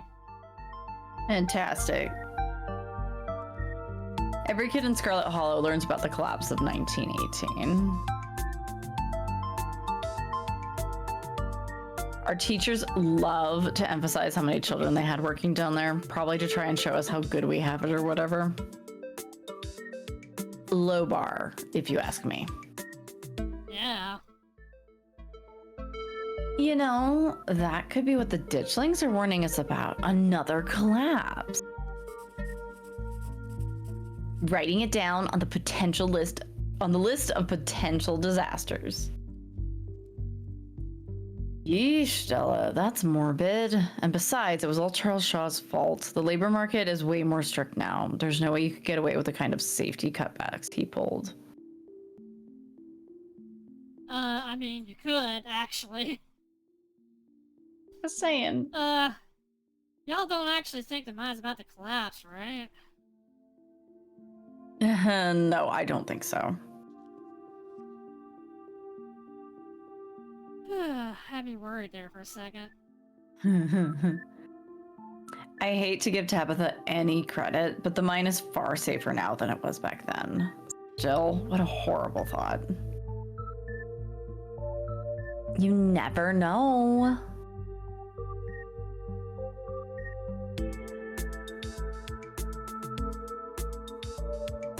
Ooh, I like that angle.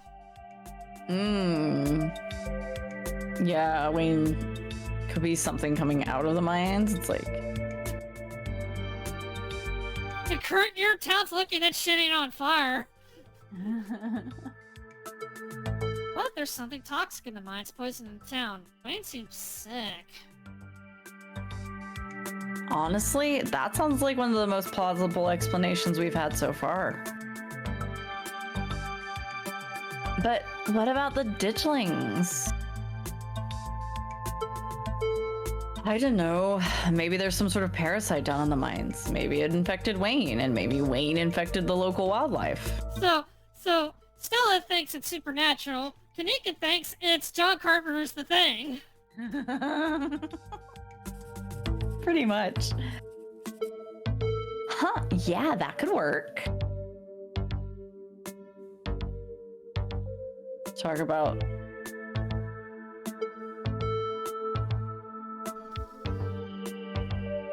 So, Silas Scarlet. We could gloss him over. No, I don't want to. Oh god, no thank you. No. And it sounds like a No! rich guy in the south that should have known. Yeesh, I figured old money from the south wouldn't be great, but he, sure did some things to get where he was, huh? That book is a perfect example of why you should use multiple sources for your research instead of trusting the first thing you read on the subject. Yep, dude was a monster. The mines made a lot of money during the Civil War, too. And you can probably guess which side a North Carolinian business owner would be working for. He was a great coat! Sorry you're related to him.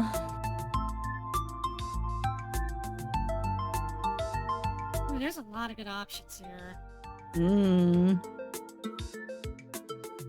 Yeah, I mean, he is terrible. I don't see what it has to do with omens, but I also really like the line about this is a place built on atrocities. Holy shit.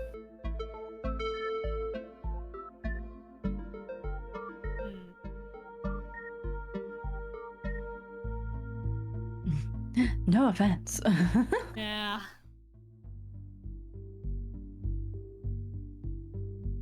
God, I don't know which one I want to do.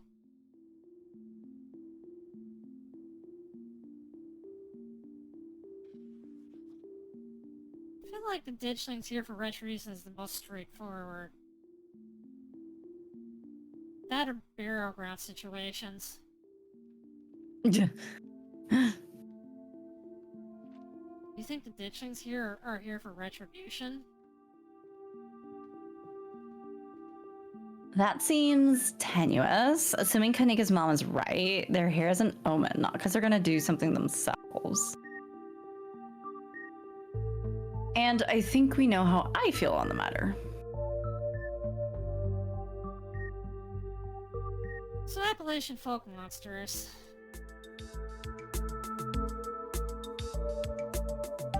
Oh, wow.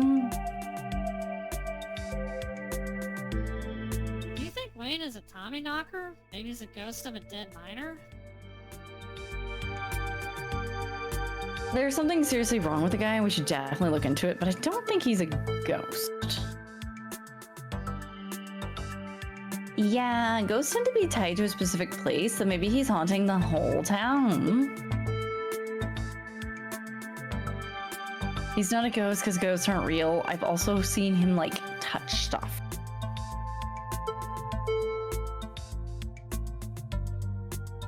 Let's move on.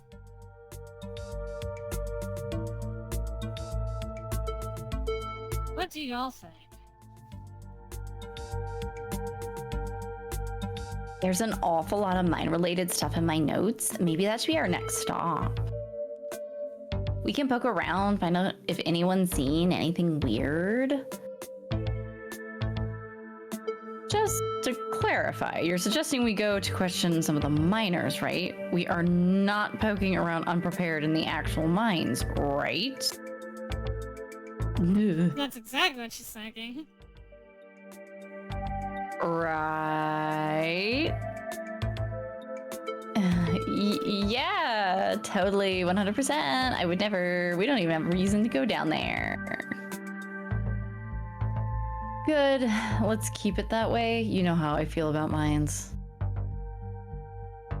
I promise, Neeks, we're just gonna question some of the miners. And if that questioning gives us a good reason to poke around, say, a cool old abandoned coal mine, then we'll cross that bridge when we come to it. You can cross that bridge when we come to it. I'm not going underground. I'm just messing with you. We'll stick to the surface. Okay, good. And hopefully we can find out what's wrong with Wayne while we're at it.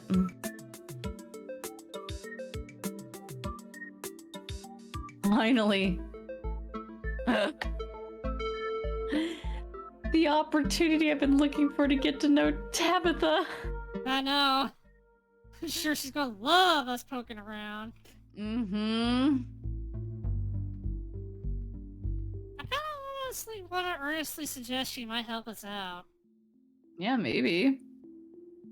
Maybe Tabitha can help us out.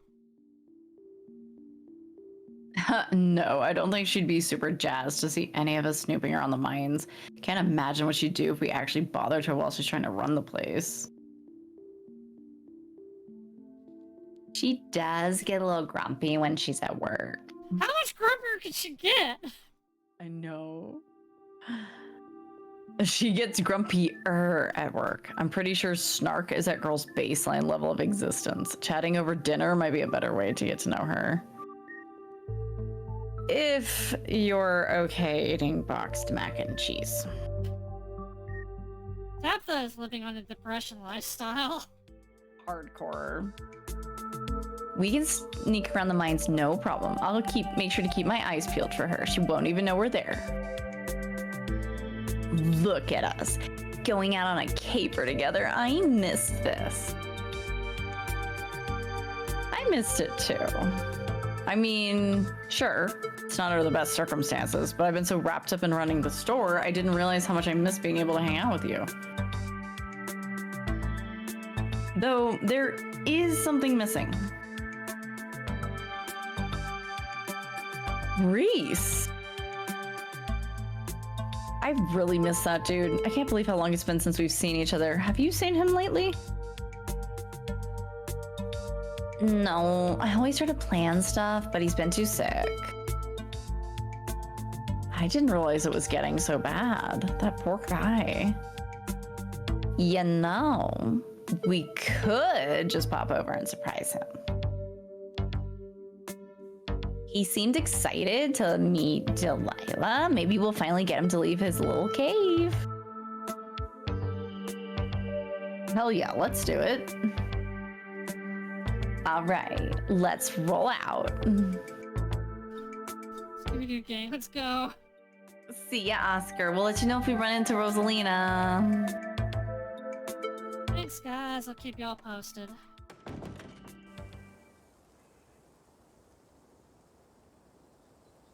Reese's home stands at the edge of the forest wall, an isolated buffer cushioning the rest of the town from an unending wilderness. Hey, a big house. Reese, it's Stella. I brought some buddies too.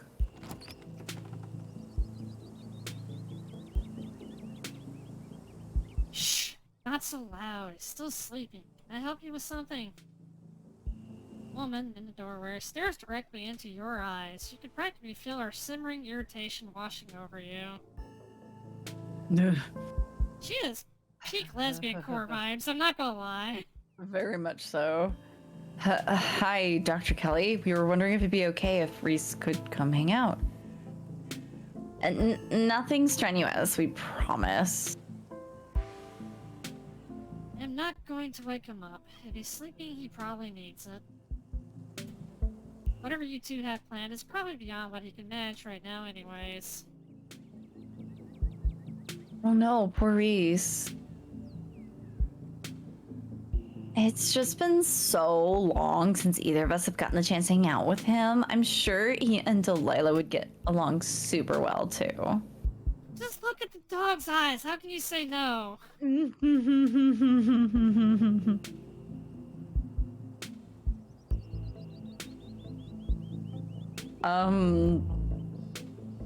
Let's just introduce ourselves. Hi, I'm Delilah, Vivian's kid. I know who you are.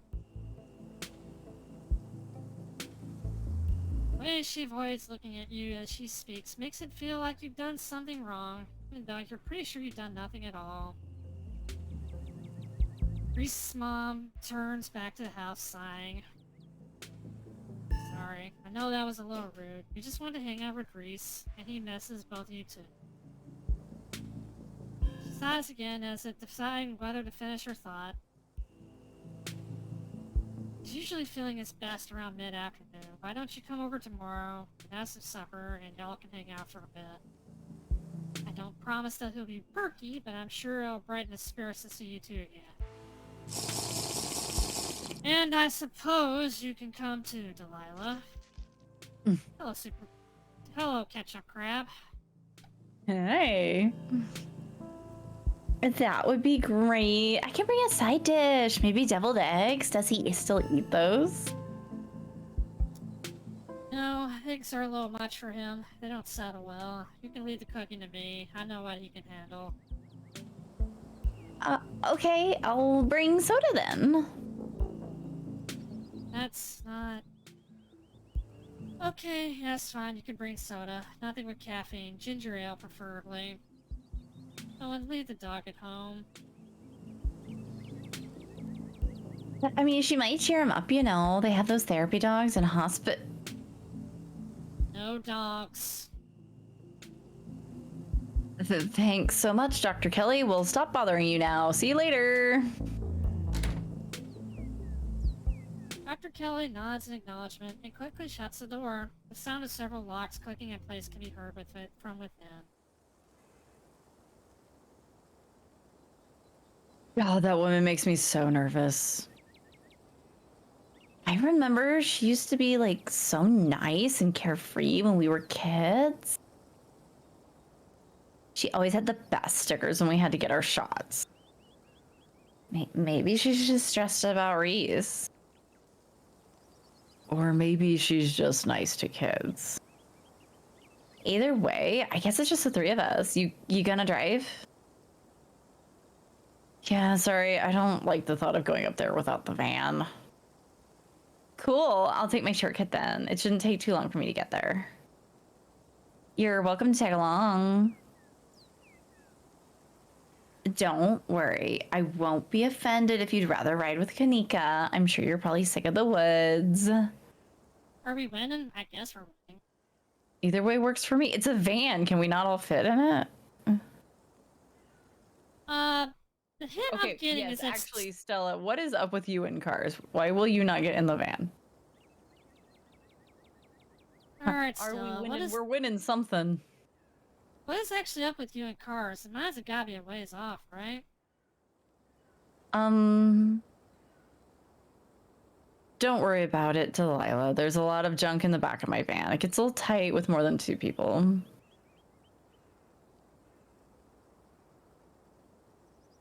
I can go walk with her. Yeah.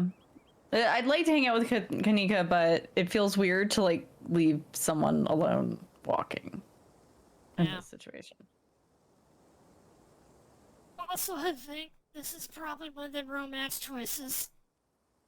Could be. And I know who I want.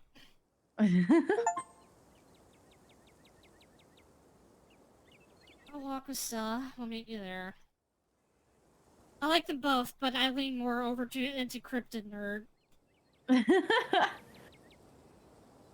Pet the doggo. I know, right? We go with doggo. Gretchen is such a good pupper.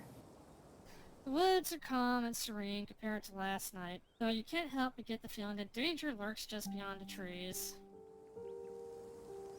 Hey, thanks for coming along with us, with Gretchen and me, I mean. I had fun last night, but it was also kind of an objectively horrible experience. You're not wrong! For real. I was a little worried you'd vanish into thin air or lock yourself in the estate, never to be heard from again.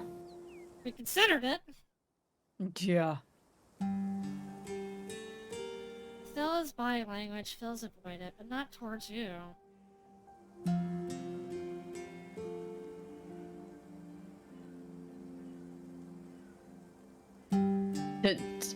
Don't get too attached. I'm just here for the mystery.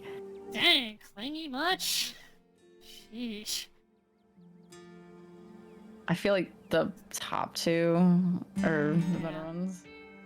Doing the keen eye one. Is there something you want to say? You don't have to hold back around me.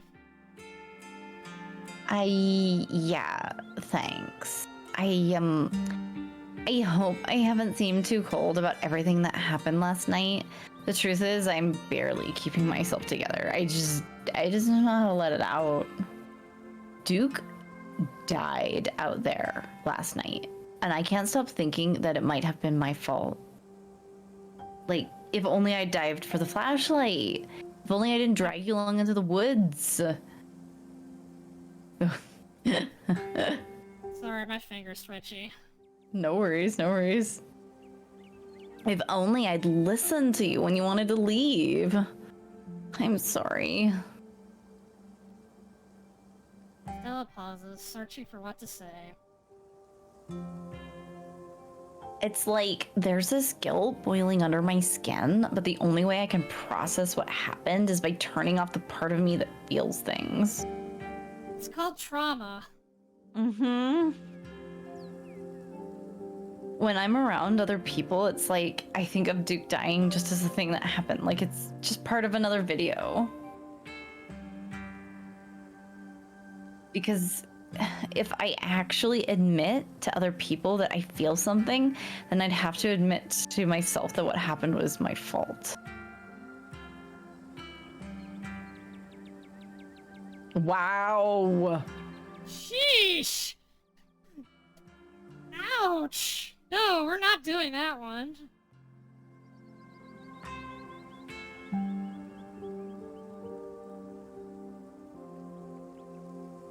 Toughen the fuck up, no. The move forward together line seems a little intense. Like, it's not a bad line for someone you know well, but this is someone we met yesterday.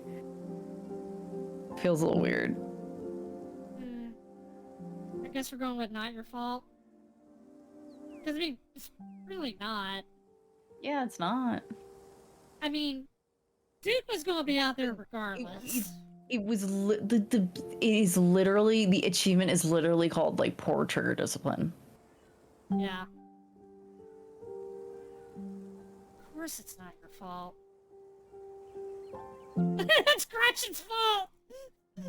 Oh no! mean, yeah, if anybody's at fault, we technically are potentially more at fault, but it's nobody's fault, really. It's really nobody's fault. Just shit happened. It's nobody's fault. You and Gretchen have gone into those woods at night dozens of times by yourself, and nothing like this has happened before. How could you have known? Thanks, Delilah. I think I needed to hear that. Ooh. The conversation comes to a dramatic halt with you, Stella, and Gretchen all whirling around to face the source of the sound. Bird! Oh, come... Hey, yeah, boy. Burb. Calm down, girl. It's just a bird. The same probably goes to two of us. I guess we're a little on edge. Let's hurry to the mine. It shouldn't be much further.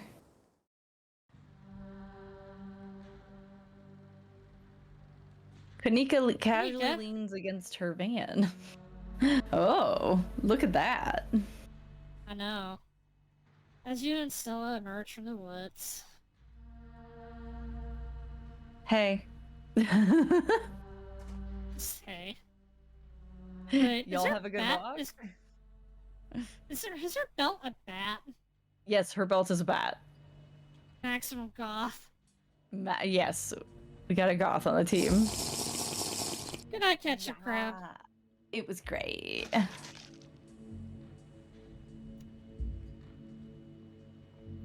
I mean, not that you were missing out or anything. Look at the dog. Yeah. I just... Look at the derpiest dogs. The derpy Gretchen. You didn't run into any of those creatures, did you? Get some sleep, crab. Nope. That makes sense. They're probably nocturnal. I don't know if I should feel relieved or disappointed. But we're all here. What's the plan? I guess we just go talk to people. I guess so. That sounds terrifying to me. I guess we just go talk to these random people. What? No. I should probably be on lookout duty. I'm a bit of a persona non grata in the mines. Gee, I wonder why. Tabitha? Yeah. I might have tried sneaking in to talk to her a time or two too many. And Gretchen makes it extra hard to be sneaky. Well, we're probably less likely to get caught if only one of us is snooping around down there.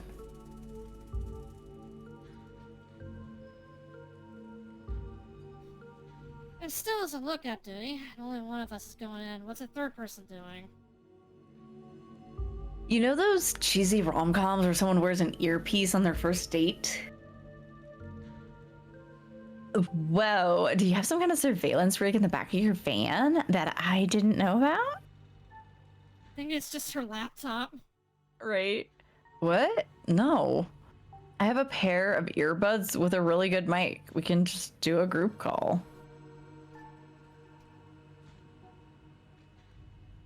I take it I'm the one going in? I take it I'm the one of us you're talking about. Tabitha and I aren't exactly friends, and pretty much all the miners shop at the general store. I don't want to make folks uncomfortable, you know? It's probably for the best, Delilah.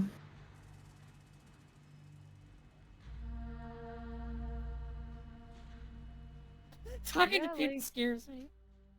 I mean, it's true, but it's fine. So I think either just say we'll do it or say we'll go find Tabitha.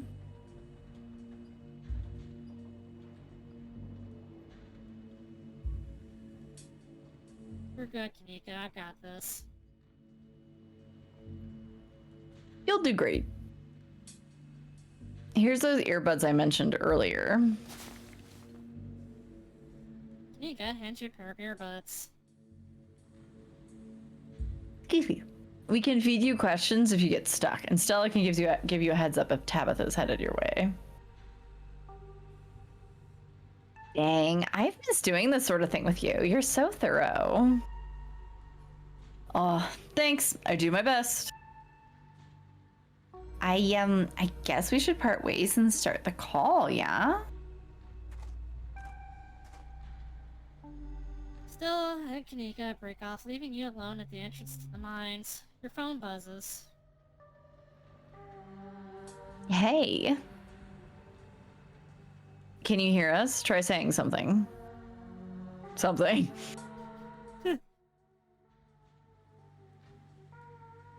Something. Still, Kanika, chuckle on the other end of the line. All right, cool. Nothing to do now but enter the work site. Pass through the unlocked fence and enter the property of Scholar Hollow Mine.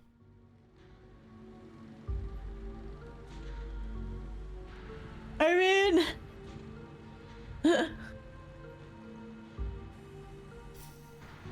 Oh. I'm in. All right, Morpheus, good to know. So, do we do just normal questioning, or we just go straight to Tabitha and be like, hey, what's up? I don't know.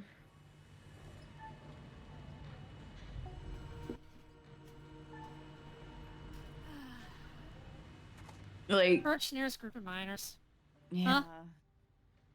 I was just gonna say, like, yeah, like, because they seem like they don't want to have anything to do with Tabitha, so, like, will she just shut Maybe the whole they'll talk thing to down us? if we go straight to Yeah. the office? Right? I don't know. You got a reason to be bothering us?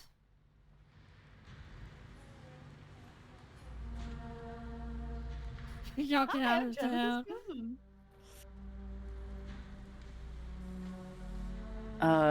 Do you know about a guy named Wayne? Is that the one you're Y'all thinking? should get out of town.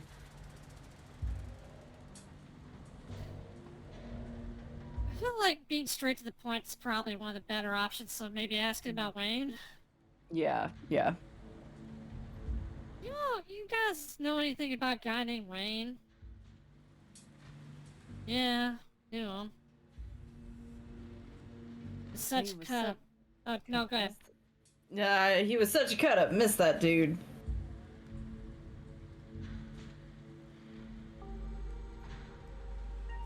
Yeah, what are you talking about?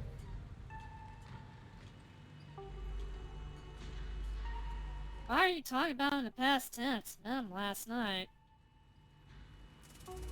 Good question. Wait, what? Oh, that was yours. Sorry. It's hard to tell who's talking. Yeah. No way. Isn't that the guy y'all said was, Well, guess he ain't. And he hasn't even skipped town, huh? Pretty unexpected turn of events, if you ask me. What a relief. I thought something awful happened to the poor guy. Press? What'd you think happened to him? What are you, some sort of cop?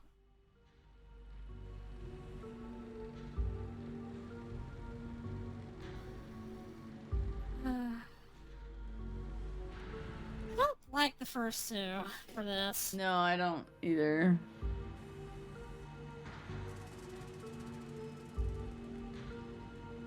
Just tell me what happened. Fuck off. Hey, Zax, come on, man. No, I've been here decades longer than you, and I know bait when I see it. Let's get out of here. Our shit's about to start anyway. Sorry. Miners pick up their things and leave. Maybe it's just me, but they seem to think Wayne was dead, right? It wasn't just you. Don't worry about the miners throwing me off like that. That's some pretty good info.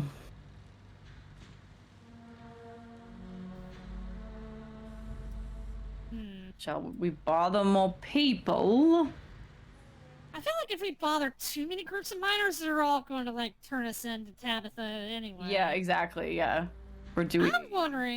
I'm wondering if we couldn't just go over and talk to her, but like, hey, somebody's stomping around the garden.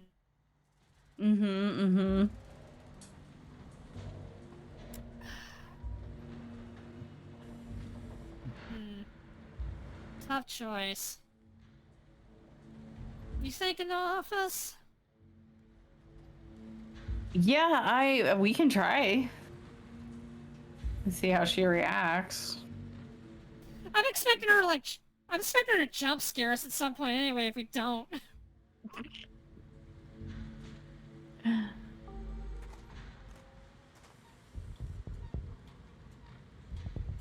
Before you can reach Tabitha's office, you're struck by an intense feeling. You recognize the hollow terror as the same thing you felt last night when you set eyes on that awful man in a miner's jacket.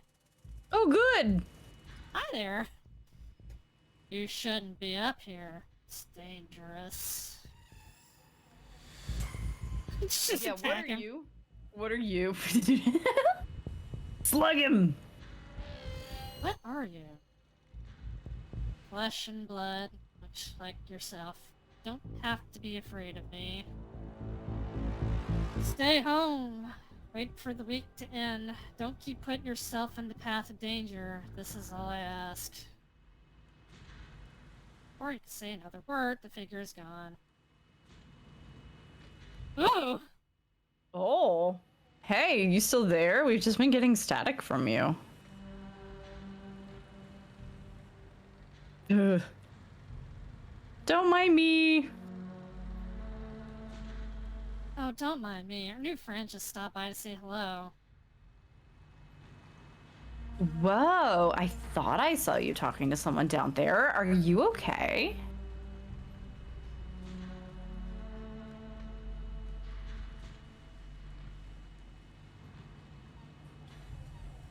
Whatever he is, I don't think he's human. I hate to say it, but the way those miners talked about him and how the call went to static, what if he is like a ghost? Like actually a ghost? He's just a ghost. You hate to say it, so I don't think anything would make you happier than Wayne being a ghost. Also, ghosts aren't real.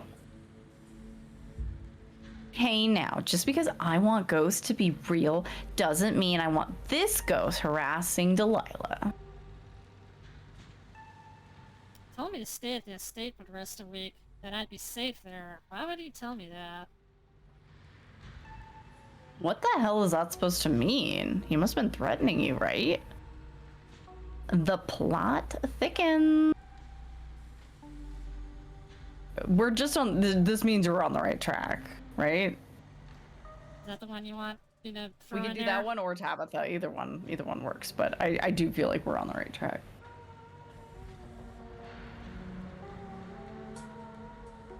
Wayne trying to make me leave just means we're on the right track. I'm not about to back down.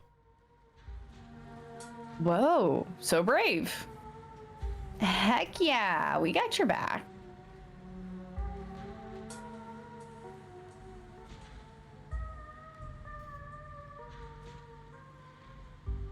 I'm going to go find Tabitha first. She deserves to know what's going on.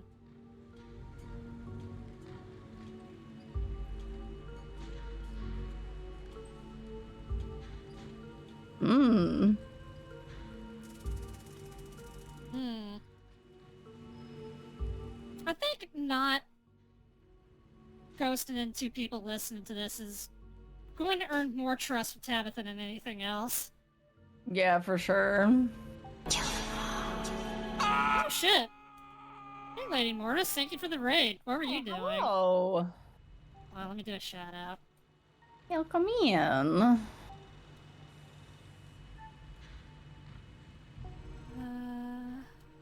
Sure I entered this right.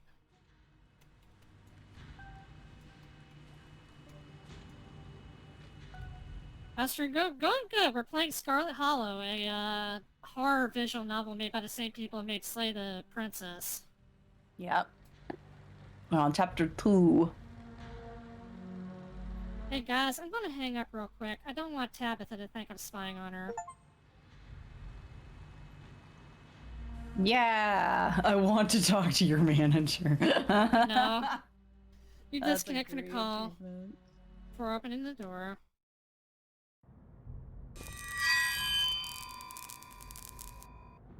Hey, look, thank you for the follow. You enter Tabitha's trailer and find her sitting at her desk, her hand buried in her hands. Hey, look at that calendar. And look Fly at Stella's tape. picture. Banned! Banned. There's like 4 of them. If you see this girl, tell her to leave. And her little dog, too! More photos. Fly tape. A gun! Oh my gosh. Your eye is immediately drawn to the gun hanging above Tabitha's desk, but then they dart to the bulletin board on the sidewall. It's plagued with wanted posters for Stella, as well as a number of suspiciously ordinary photos of her and Gretchen.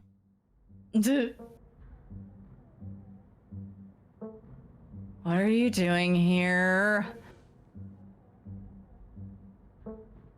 What's with the gun?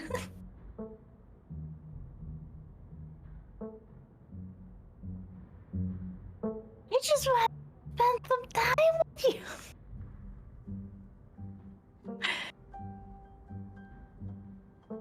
I don't think we should be like, hey, who's Wayne? He's following me, especially if it turns out that Wayne's like dead. She won't like that.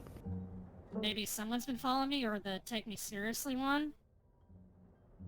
Yeah, I would say either, yeah, we should say something like someone's been following me. Oh, just call out it's Wayne anyway. A guy named Wayne's been following me. He jumped me last night. He knows me by name, and I'm pretty sure he's worked at the mines. There's something seriously wrong with him, too. He just ambushed me a few minutes ago, too, right in the mining camp. I don't know what to tell. Oh, that's our line. Oh, I don't know what to tell you. Look, I'm sure if you ask around about him, you'll hear some rumors, especially from my employees. They like to gossip. There was a man named Sam Wayne who worked here for a spell. Then he disappeared. Happens all the time in this line of work. People show up for a job from out of town and they disappear one day after getting paid. I don't know what happened to the man. Oh. You want to take care of some after stream stuff? Alright. Yeah. Take care. See, I don't know what happened to the man. I didn't even know if he was still alive. But of course, my workers blame me for running him off. Whatever. It's easy to blame the mean boss for that sort of thing.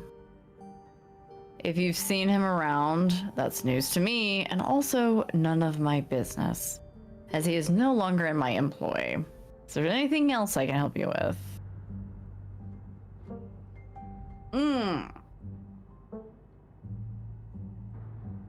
Should probably not bring up a potential mine collapse.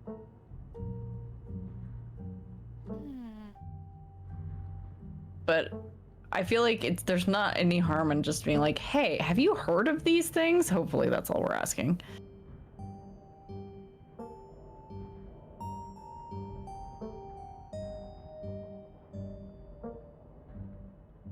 There are monsters in the woods, Tabitha. Oh my god. Wow, this is loaded. I know it's hard to take this seriously, but we caught them on camera, and they're supposedly a portent of doom for the town. I'm not asking you to believe me, but I am asking you to take me seriously. I don't know anything about monsters in the woods, but if there's some kind of doom coming for this town, it'll be because I'm not able to do my job.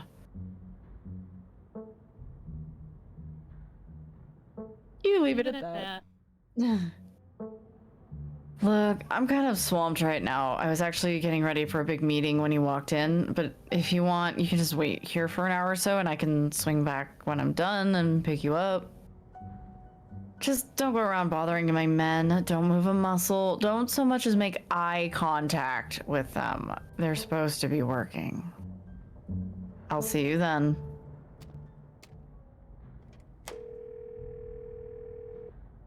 As soon as she's gone, you place Kanika's earbuds back in your ears and redial the group.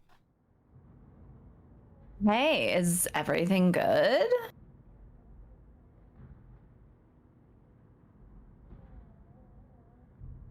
I don't think she's hiding something. I don't think she's hiding something. I don't think it was necessarily a mistake. I don't think it was a mistake. Hmm.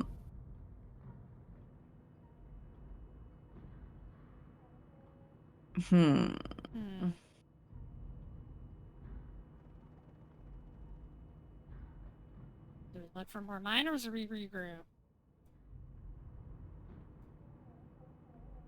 I'm kind of thinking regroup. Okay. Yeah. We can regroup. What a waste of time. Let's regroup. Glad you've seen the light. Aw, come on, Neeks. Cut her some slack. Tabby's not that bad. She totally is, though. No use sticking around here.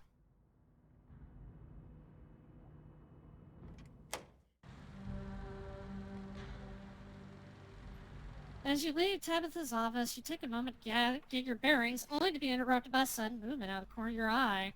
A girl carrying a bundle of snacks pops through a hole in the fence and disappears over the crest of the hill. Hey, I see a braid. Oh wait, that's Stella's line.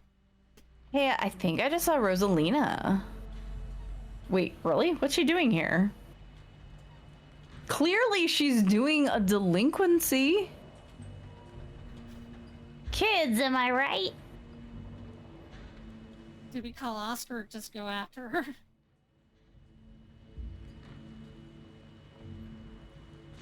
Clearly, she's doing a delinquency. I mean, yeah, but what kind of delinquency? Only one way to find out. Let's go after her.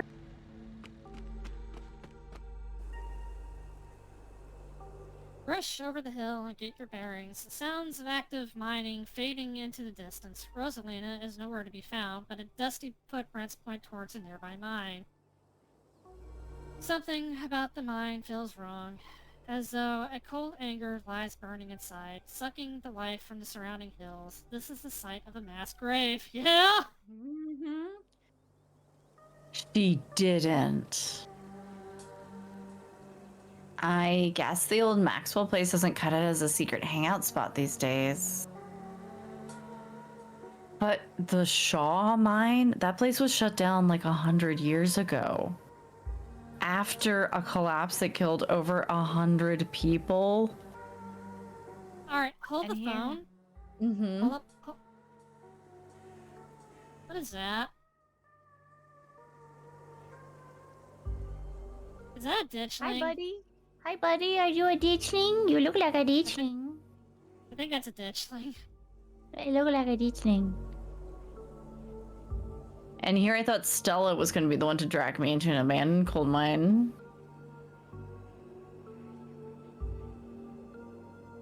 Hey, remember all those bad feelings I got last night? This place feels straight up cursed.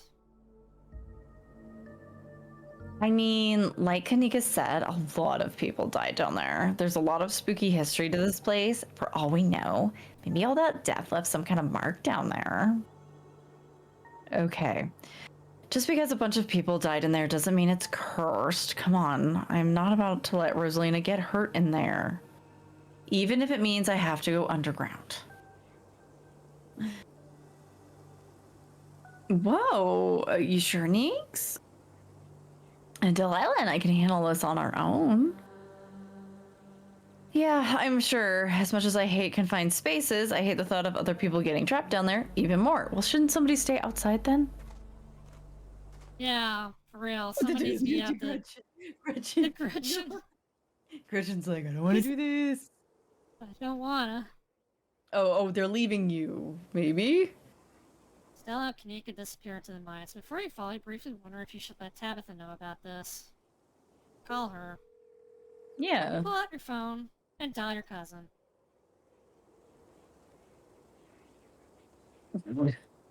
Just hang up. What is it? You know I'm in a meeting. The kid just snuck into the Shaw mine. I figured you should know. What? Are you serious? Why do things keep happening to me? Ugh. Whatever. I'll head over there as soon as I can. Just stay where you are and wait for me, all right? God, I don't even know why I'm trying to reason with you. It's not like you'll listen. Duh. No need to get snarky. I'll wait.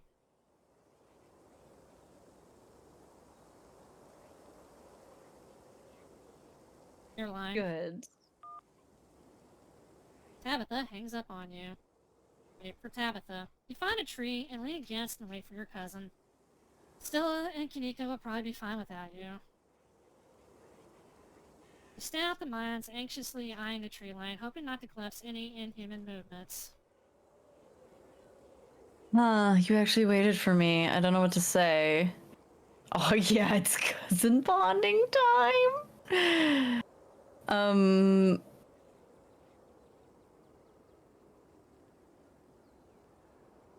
Yeah, of course. Like, Yeah, of course. Why wouldn't I have waited? do I need to explain that to you? You haven't exactly been reliable since you've gotten here. Come on, let's get this over with.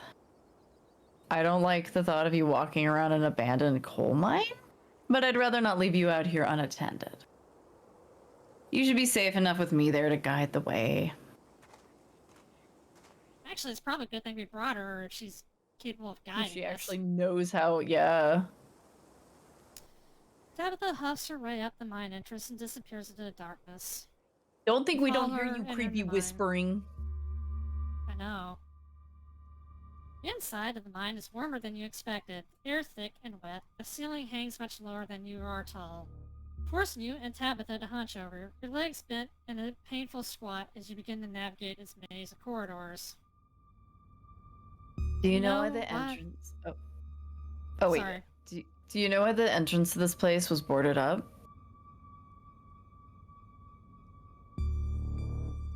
You down, you're like being a curmudgeon. Not the curmudgeon. Because there was a collapse 100 years ago to kill a bunch of people. 168 people. A man named Charles Shaw decided it was okay to use faulty wood for support struts, and the entire mine came down. It almost ruined our family. A lucky few died instantaneously, but for most of the souls who perished here, it was slow and agonizing. Trapped under the rubble and left to slowly succumb to crush injuries or dehydration. I think she's stressed out about her job. It took a week to clear out most of the rubble and recover the bodies. The few survivors who were dragged out were never the same. I can't say I blame them. Yeah, you've spent a lot of time thinking about this place, huh? You spent a lot of time thinking about this place, haven't you? I have. There are still bodies down here we've never recovered. 168 people climbed down to their deaths that day, unaware of the hand that they'd been dealt until they were literally buried by it. None of us know the price we have to pay until our debt is due. Tabitha's ruminations are interrupted by a thunderous knock echoing from deeper in the mine. That's not good. A hateful and broken presence stirs in the deep. It doesn't want you here.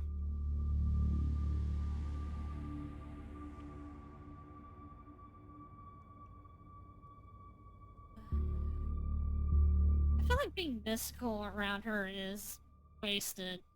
Yeah.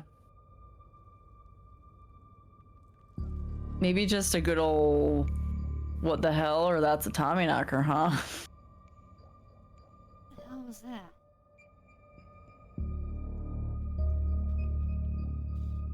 Probably another delinquent looking for a lifetime ban from my property. Come on, it came from this way. Tabitha hastens her pace and quickly disappears deeper in the mine. take a deep breath and follow suit. The deeper you progress into the mine, the heavier the air becomes. Coal dust hangs in thick clouds around you, even though this place was abandoned over a century ago. Gross. Time for some good old black lung. For real. Echoing through the tight corridors, you and Tabitha could pick up snippets of a tense argument.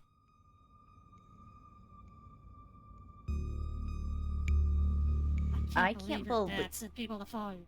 Oh, sorry. You want to take that one? No, go ahead. No, it's good. I can't believe your dad sent people to follow you. That's messed up. I think that qualifies as harassment.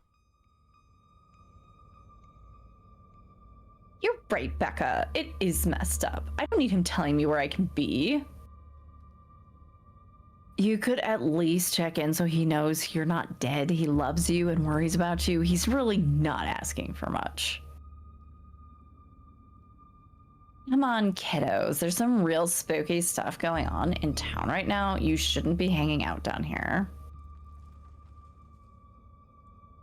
Not kids. Yeah, we're teens. Well, you look like a bunch of kids to me. Are those canned strawberry margaritas? Where did you even get those? Uh-oh, delinquent teen drinking. Oh no. I know that isn't you, Miles. It had better not be you. Yeah, whatever. It's me. What are you even doing down here? Looks like we've found our trespassers. I still can't believe Stella managed to drag Kanika out here. She avoids me like the plague. What? I don't know which one to ask about. Which one do we ask? Let's ask about Stella. I think Kanika. Okay. Sorry, I went for Kanika because that's an explorer, so that means it shouldn't Yes. burn out the conversation yet. Yes. Honestly, I have no idea. I don't hold anything against her aside from the fact that she's always hated me. She probably just got jealous that Stella and I started spending time together, but that was years ago, so who knows?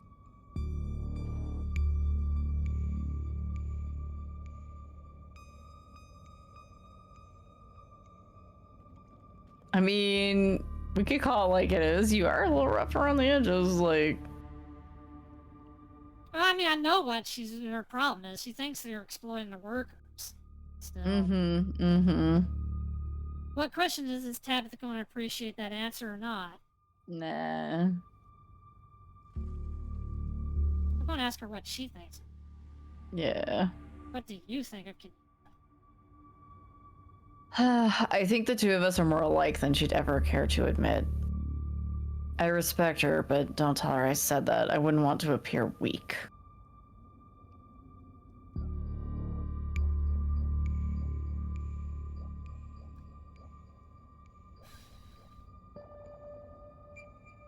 Either hates her family or exploiting the workers.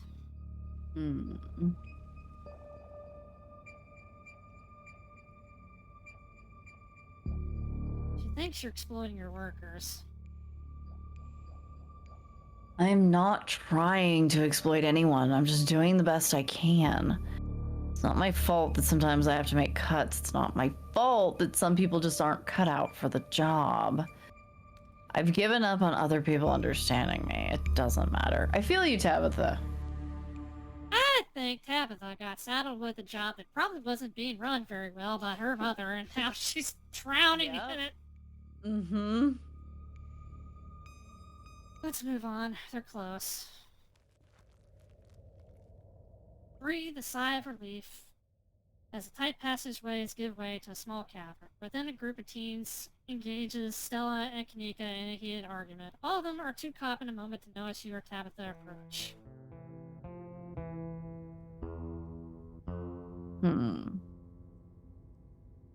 My dad is a foreman at the continuous mining facility. He says he only abandoned this mine because there wasn't enough coal left, so it's actually really safe and we can hang out here whenever we want.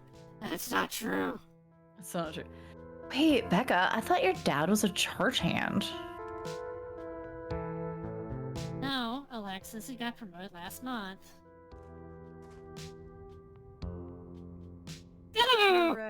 Oh, correction. Your father was a foreman at the continuous mining facility. We'll see if he even has a job in the morning. What? Oh shit! Oh, hey, Tabby. Hey, Delilah. We thought we lost you there.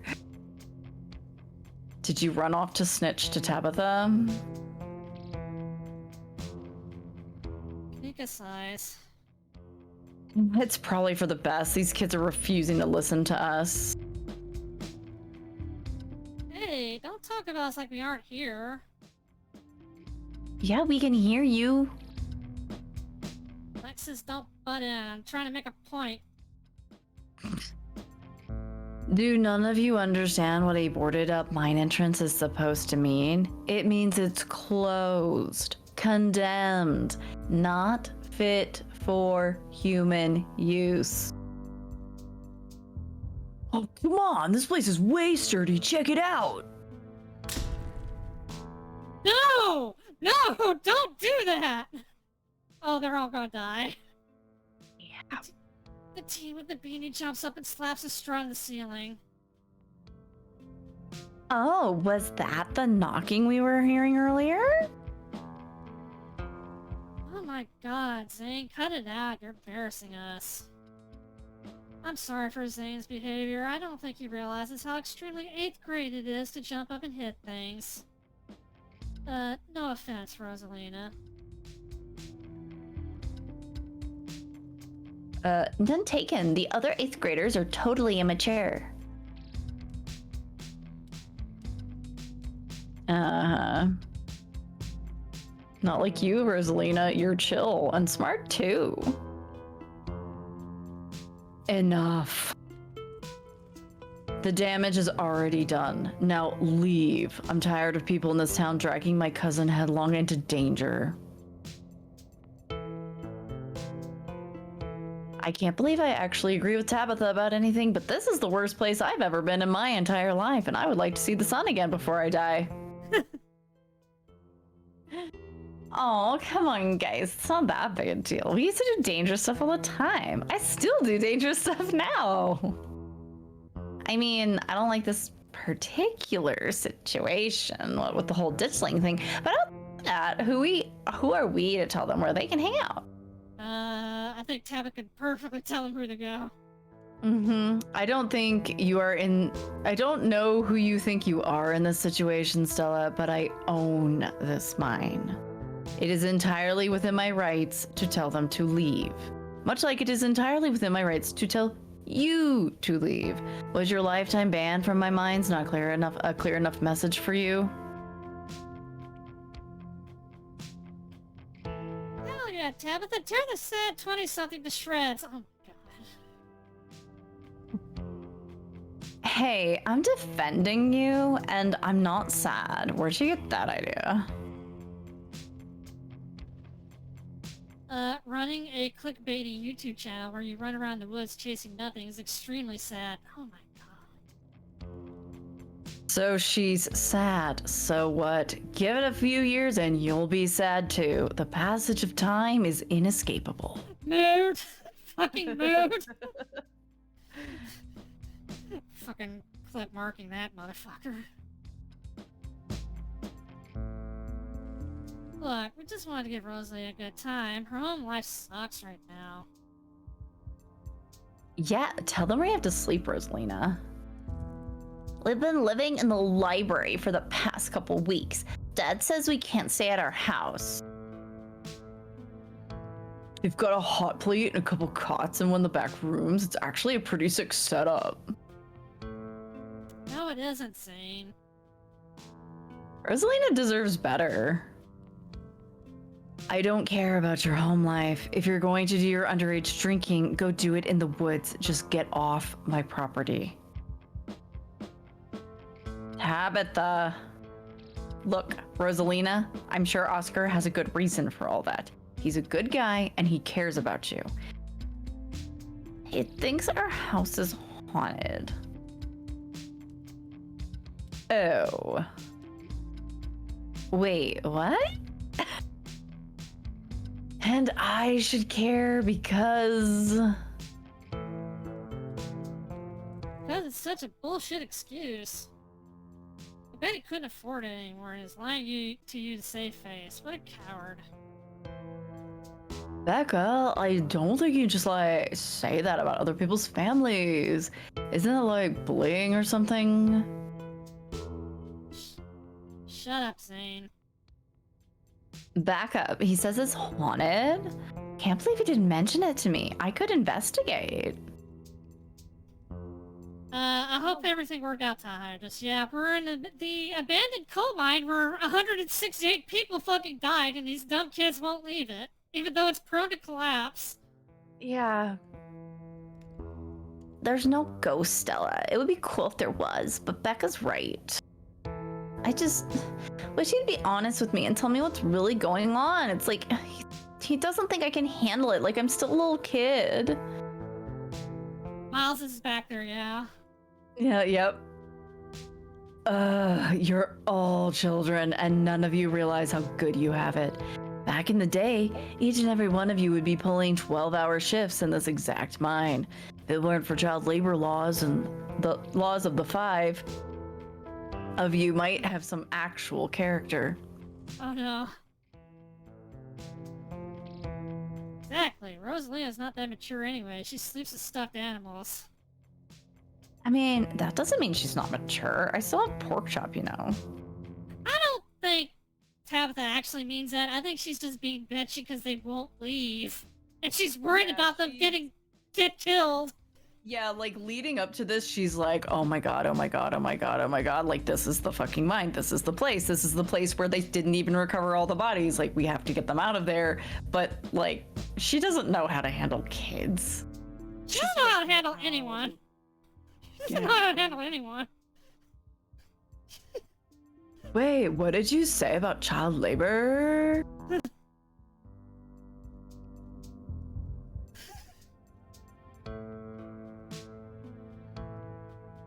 So, I think, like, the top one is honestly the truth. I don't know if it's the right one to pick, but it's like, no, this is something you need to talk about this with your dad. If you want him to treat you like you're older and you're more mature, then you need to talk to him.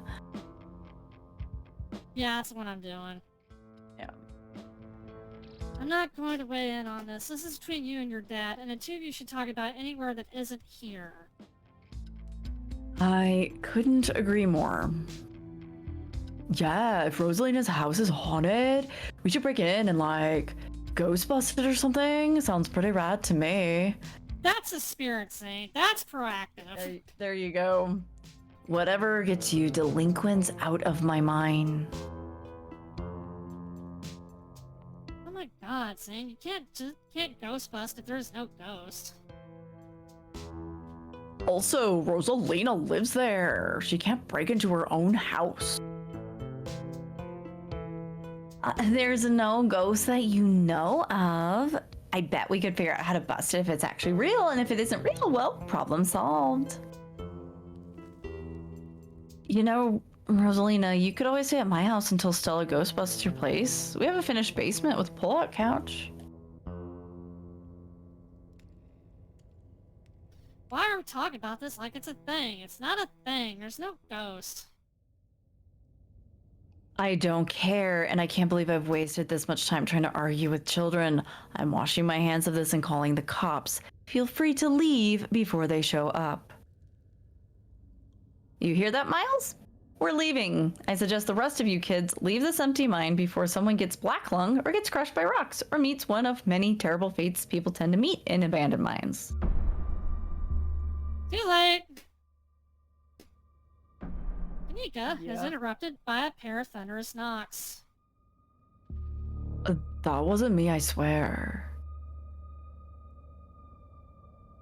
Then what was it? Come on, Stella. Didn't you just have a whole list of perfectly natural explanations for scary mine noises? It's tummy knockers for sure. I know this isn't why we came down here, but we've got to check it out. Tabitha looks so done. Stella. I know, but weird stuff's happening around here the last few days. What if this is our chance to get an actual solid lead? The stakes couldn't be higher. Do you have no sense of self-preservation? No, she kind of doesn't. She really doesn't. I want you out of here, Stella. Oh, come on, Tabby. You can come along too. Run, You guys are going bitch! after something spooky. Run! Come in. Nobody's going deeper into the mine. Nobody's staying in the mine. You're all leaving. I'm on Tabitha's side in this. Very much so. Please listen to Tabitha before my heart gives out. It'll be fun, Neeks. It will not. Stella. Stella, come on. Duke is dead. This is the Duke is same dead. situation. Stella, Duke is dead, and Nutty Putty Cave is a thing that actually happened. Let's not do reunion with Nutty Putty Cave. You hear something, or the sound of Stella pleading with Kanika and Tabitha, something like the shuffling of feet on stone and the whispering of mischievous teens. You turn to see Becca and Alexis gone, and Rosalina anxiously hovering in front of a small tunnel in a cavern wall. She freezes as you notice her.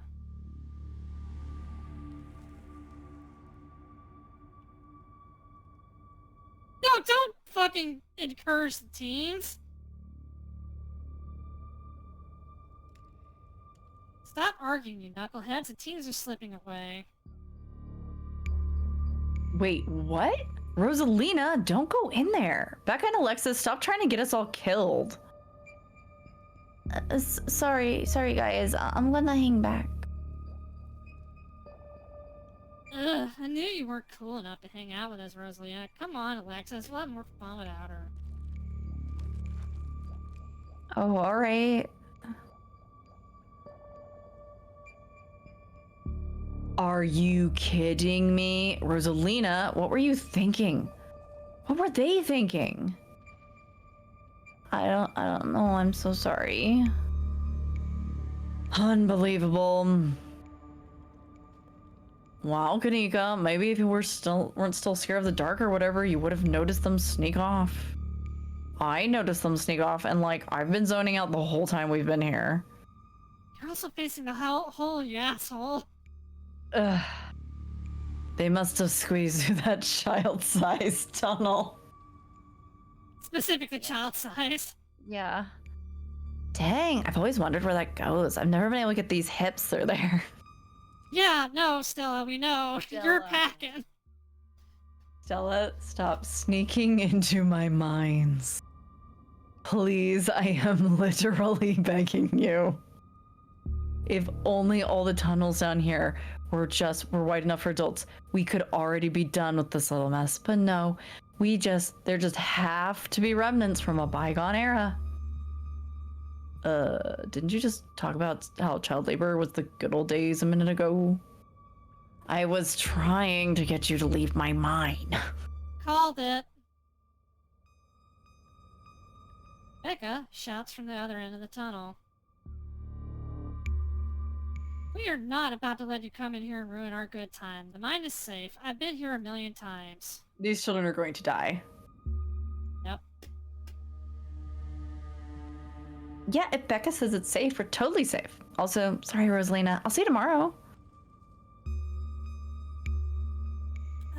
Whatever. Come on, Alexis. I know a cool spot this way.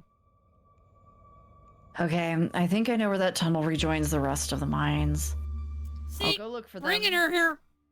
See, bringing Tabitha here was the right fucking call. I'll go look for them, and I want each and every one of you to take note of the fact that I'm doing that. If those idiots get themselves lost and die, I'm not letting their families sue me into the ground. Are those really your priorities right now? Yeah. Do you have a problem with that? I want the rest of you out of my mine. Except for you, Delilah. I'm not letting you out of my sight. Yeah, sure. I could never fit in that tunnel anyways. They have crossed a barrier that I cannot, so my time here is up. Zane's for real. Zane's gonna turn out okay. He'll turn out alright. But only because Stella promised me a ghost hunt tomorrow. Whatever, I still have to do my dailies anyways, and the service down here sucks. You're lucky to get any service. What about you, girl? Are you sure they don't want me to come along? Maybe I could help you get Becca and Alexis to leave. Don't make me ask you twice. They'll be fine, Rosalina. I think your dad would kill me if we let you stay down here any longer. Okay, can I at least wait outside? Yeah, we can wait outside. Together. Stella! Stella! Throwing her the puppy dog eyes. No, you are not about to weasel your way into this, Stella. Oh, come on, Tabby. I've been here a ton. I can totally help out. Tabitha sighs. There's no getting rid of you, is there? Fine, I won't waste my time arguing.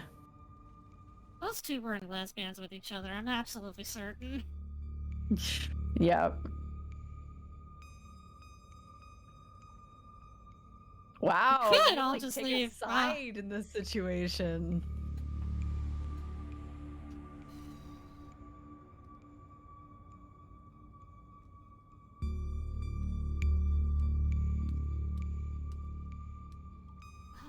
Should I? I don't...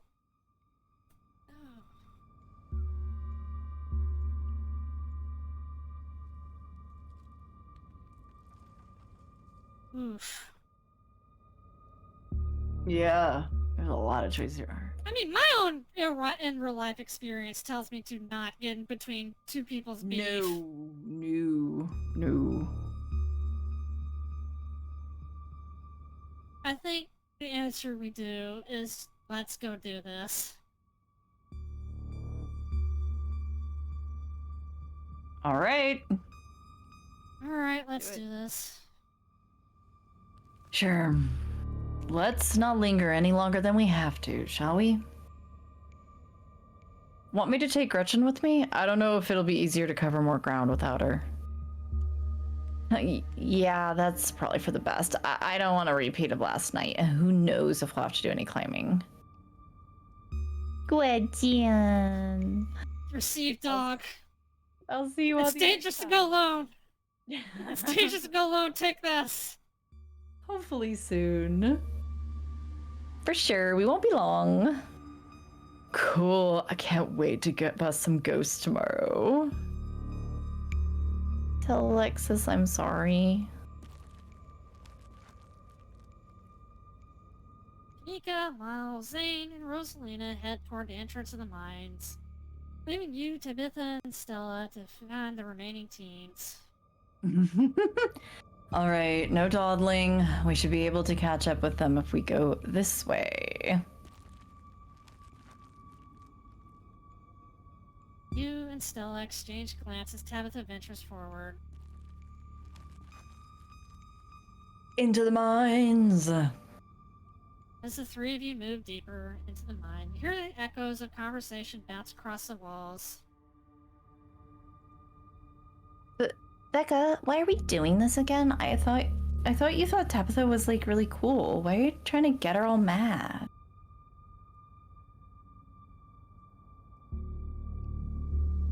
We're doing this because Tabitha is really cool. She doesn't let anyone boss her around, so we just can't let her boss us around.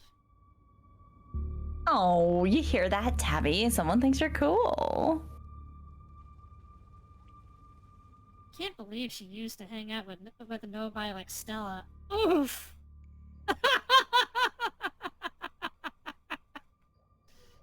Hey. Ouch. Teens are vicious. I think Stella's kind of cool. Like that river. I like that river runner video. come on. She doesn't even have a sponsor. What kind of YouTuber doesn't have a sponsor? Hashtag not sponsored has been a staple of my YouTube channel since its incarnation. Same. And that probably will never change because I ain't seen nothing that it would ever I could ever honestly push. Yeah. It would have to be something that I already was like, yeah, this is great. Like, hey, Rockstar Energy, hook me up. Yeah, right.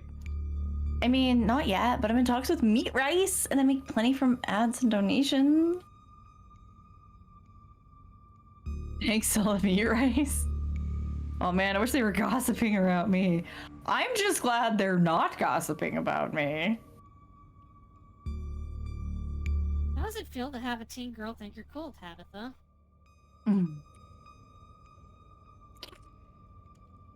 I feel nothing about it. The opinions of children don't interest me. That's a lie. I don't know, you kind of hesitated there. You're reading into things that aren't there, Stella. Just because your livelihood revolves around what people think of you doesn't mean that I care what people think of me. Congratulations on the sponsor, though. Thanks, Stella. Meat Rice, that's a big deal. They're on, like, every big podcast. Thank you. I feel like it's a really big step up for the channel. I just hey, chat. Like I hadn't. Oh, no. You do your line outside. Said all the things she said tonight. Hey, chat. Just because it's on every fucking podcast and every YouTube video doesn't mean it's not a scam. Yep. It's just some of us really need to get that bread.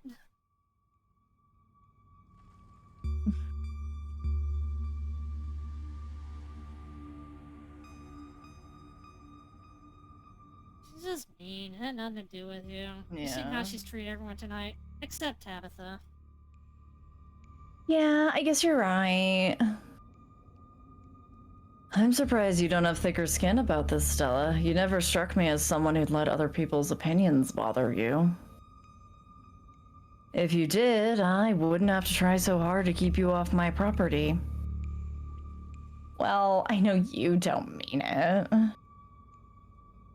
Agree to disagree. I'm glad they're not gossiping about me. They're about to. I'm just glad they're not gossiping about me. Yeah, I know that they're just teens, but some of that stuff stung. It turns out middle schoolers are the worst creature on the planet. They really are. Topped only by high schoolers, depending on your area. Yeah. Another knock. Closer. Interrupts your thoughts. Followed by another. Followed by another. Is it just me, or is that knocking sound coming from the same direction as those kids? It's not just you. I really don't like that knocking. Calm down, Alexis. It's just mine sounds. Did you see that?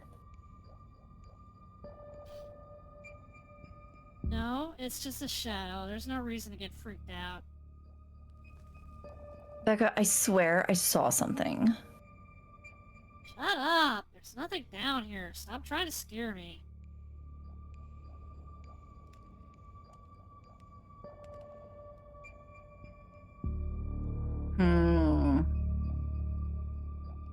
I'd just say we're getting closer, or are we sure that this is actually gonna... Are we sure the tunnel they went through is going to meet back up with us? Yes, I'm familiar with all the old maps of this place. There should be a central chamber not too far from where far from here, where everything joins back up. I keep accidentally right-clicking, but damn twitchy fingers.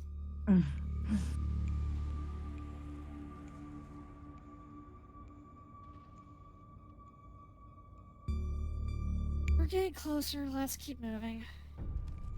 As you progress deeper into the mine, the knocking grows more frequent. It's still distant, but it's much louder than before.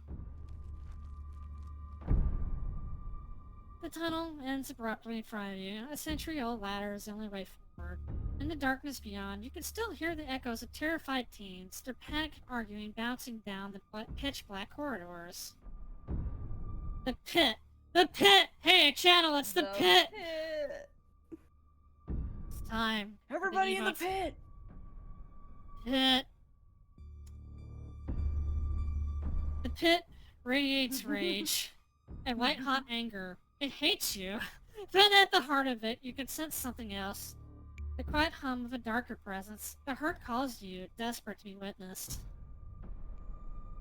Becca, we need to leave. This isn't fun anymore. We're so fucking extra. This is plenty fun. I bet you're only saying that because you want to hang out with that dorky crush of yours. She's just an 8th grader. Becca, this isn't about Rosalina. I know you hear that knocking. And here we are. The tunnel they crawled through passes through the chamber below, and it sounds like they're still down there. I've never been this far in. Congratulations, Stella. You got what you wanted.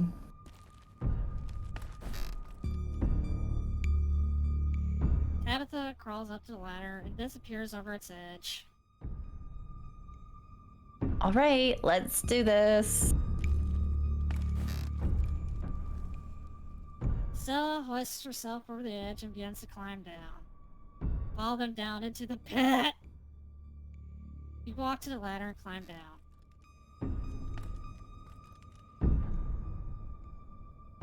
Hey, kids. Oh, great. The adults are here. Thanks, Alexis. Real nice. That top part. Yeah, that's what I'm thinking. I'm just reading the others. All these are keen eye. Yeah, they're all keen eye. I would say the top one or the bottom one. I'm thinking going to the bottom one. Yeah. Alexis, you're so much braver than you think you are. You don't need to let Becca kick you around. Excuse you? No, excuse you, Becca. I don't want to be down here. I don't want to hang out with you. I just want to leave, and I'm gonna do that right now. Whatever. This isn't fun anymore. Fine, we'll leave. Then do it. Leave now. Wow, good job. As Becca and Alexis move towards the ladder, the black chamber before you draws your focus. The voices around you, those of the teens and your companions, sound odd, distant. Oh no. There's something in the darkness before you that's much louder, but you don't hear it. No. You don't hear it, but you can feel in your chest a desperate need to perceive and be perceived. Can we not? Let us wrap ourselves in the darkness of the pit. Finally, we are one with the pit. Hey, are you alright, Delilah? Bear witness. Bear witness. What do you think you're doing? Get away from there. Cousin dives towards you, but not before the light. Oh, but skip that ahead. Oh. Hmm. We said we wouldn't use this shipment. You know it's compromised. We couldn't afford to wait on new wood, Charles. We had to go ahead with it.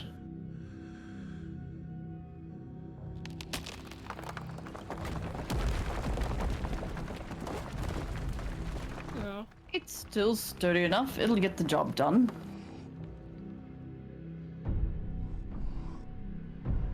Delilah, are you alright?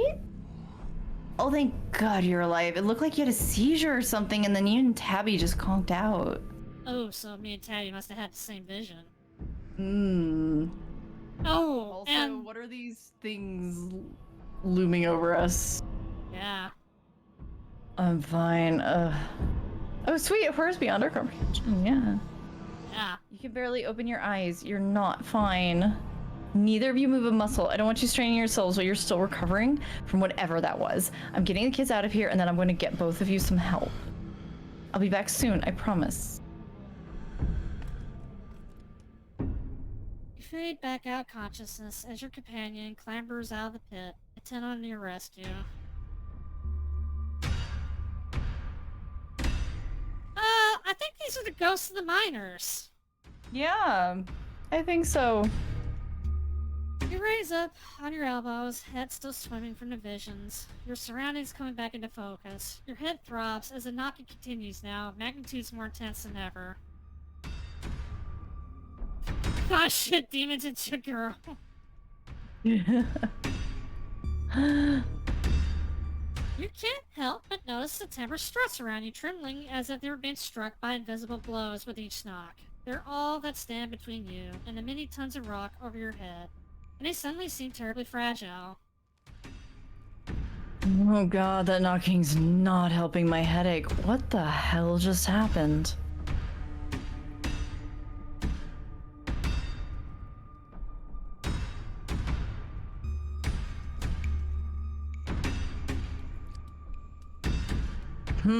I had some sort of vision. I remember you diving towards me.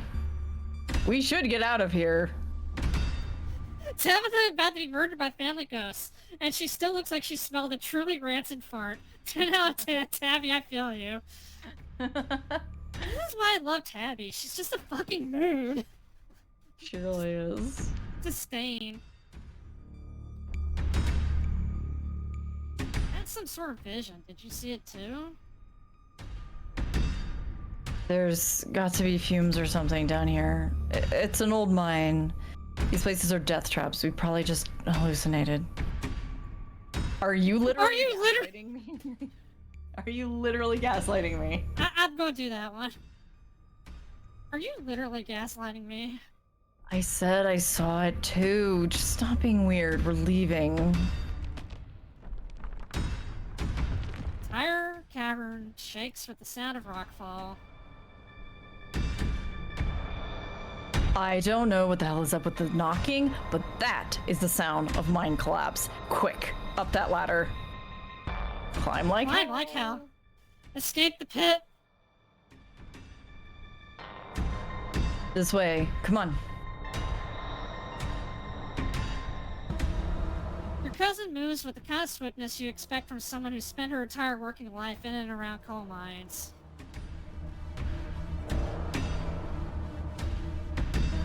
Push your mind, move as quickly as it can, though you're slowed down by the cramped corridors and the winding passageways of the mine. Then comes the sound of splintering wood. You pick up the pace, the entrance is so close.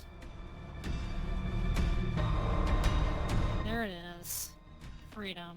Freedom! You and Tabitha manage to squeeze through the entrance just as the walls of the mine come crashing down. Oh, Pro Baby Center. Yeah, let's go. Holy shit, you're okay. Thank God. And everyone's accounted for. That was a surprisingly close call.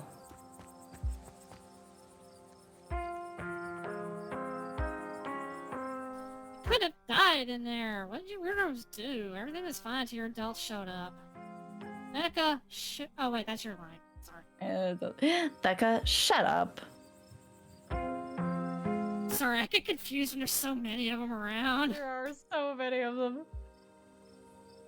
What? What did you just say to me? I said you should shut up. I'm sick of your two-faced bullshit. They didn't almost get us killed down there. You did. And now you're trying to pass it off to whoever else you can. It's just the cherry on top of this whole shit show of a friendship. Really not in a good headspace for this conversation. I could have died in there. Why are you doing this to me? No. Enough. No playing the victim this time. Being friends with Rosalina has made me realize how horrible you are to me. Friends aren't supposed to be mean to each other. Friends shouldn't be scared of each other. I never wanted to go into that stupid mine. It was your idea and we could have died. And if these grown-ups hadn't showed up, we could have all been buried alive in that stupid little tunnel drinking stupid strawberry margaritas in a can. Screw all of you. Should we go after her? No. Let her have her little tantrum. Did that feel good, Alexis? Finally telling her off? Yeah, she's gonna be so mad at me. Probably won't talk to me for like maybe a week, a month, maybe the rest of my life. It's okay, Alexis. We don't need her. What do we do now? Get off the property. Now I drive you to home. I've already texted your parents, and I'm sure they're worried sick about you. Rosalina and Alexis duck off to the side as an exhausted Tabitha approaches your group. I'm going to get my car, and then we're going home. Tabby! Tabitha leaves towards the active mine without another word, and you're afforded a quiet moment to catch up with Stella and Kanika.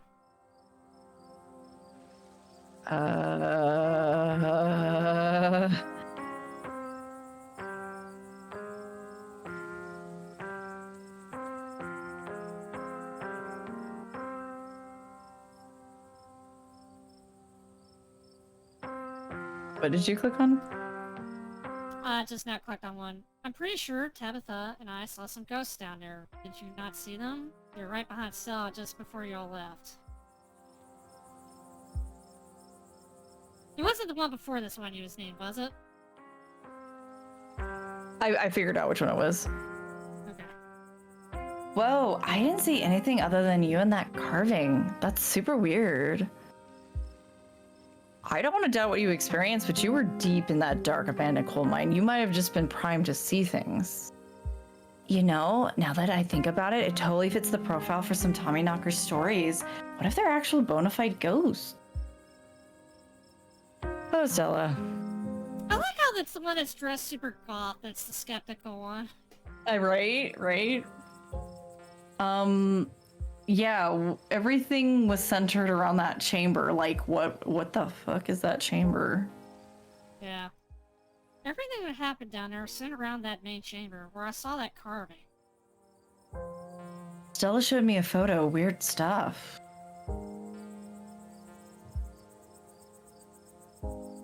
Maybe you weren't exactly off base about the cult stuff you mentioned earlier today, but this thing felt old.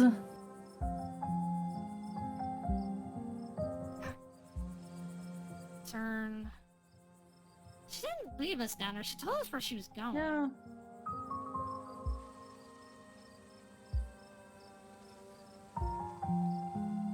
Your vision. Mystical. There was a stone carving on the wall of that pit. It gave me some sort of vision. I saw what happened to this place. The Scarlet's Causio collapsed. Charles Shaw was set up.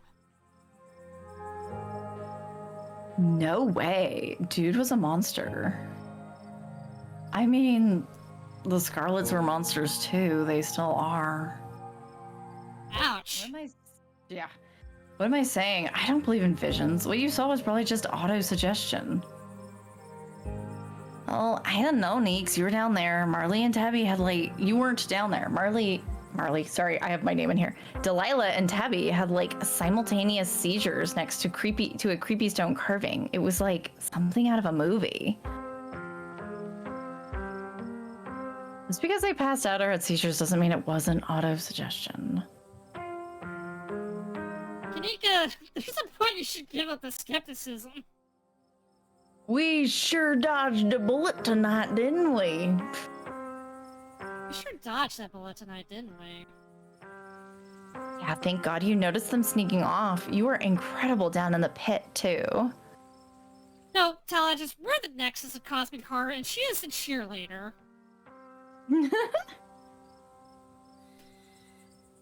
What happens now? Looks like Tabitha's back. I better drive those kids home. come on. Let's get back to the estate. It's been a long day and I need it to be over.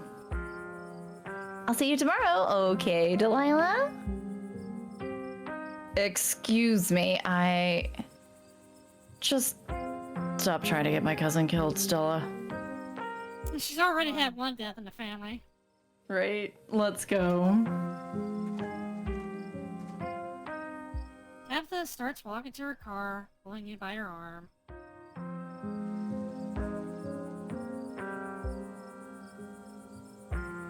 I'll text you when we're back.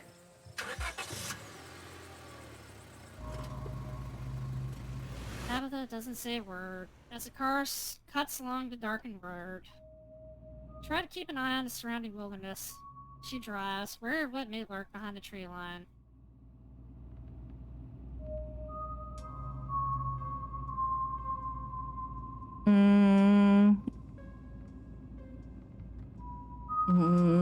Probably one of the top ones, or at least everyone's okay. At least everyone's okay.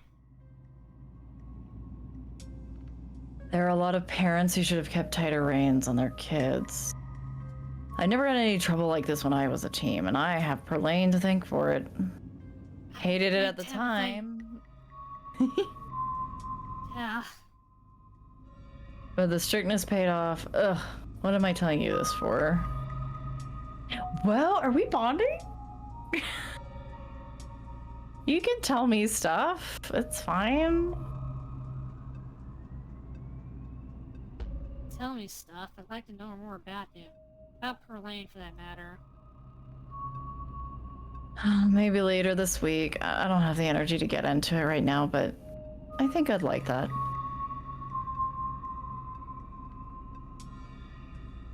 I don't think we can totally blame the parents, but I also don't think that they're completely not to blame. Like, because the only parent that we know is trying to do anything is Rosalina, so we don't know what the other situations are like, right? So yeah, so I'm thinking remain silent on the subject. just leave is it on better. that. Yeah. I've got to focus on the road. What's else? What, should we ask about Stella? Or do you think it'll make her mad? Why do you treat Stella like that? Didn't you two used to be friends? It was a different time in my life. I just wish she'd get that we're not in high school anymore. I'm a different person than whoever she thinks she knows. How are you holding up? Or sorry, maybe. Or, yeah, something like that. How are you holding up? I've been better.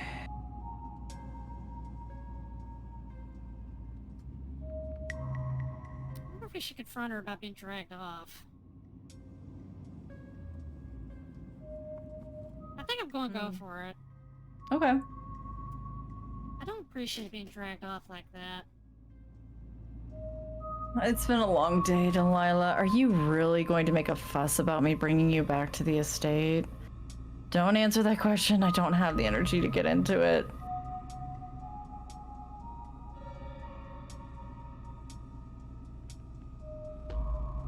Sorry about today. It's fine. Ride in silence. Your eyes wander back to the tree line as you and Tabitha slink back into silence.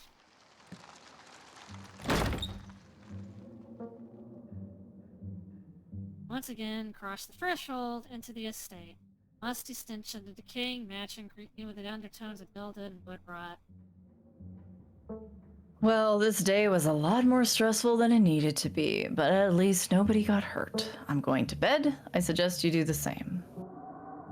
Thanks for calling me about those kids, by the way. It was unexpected.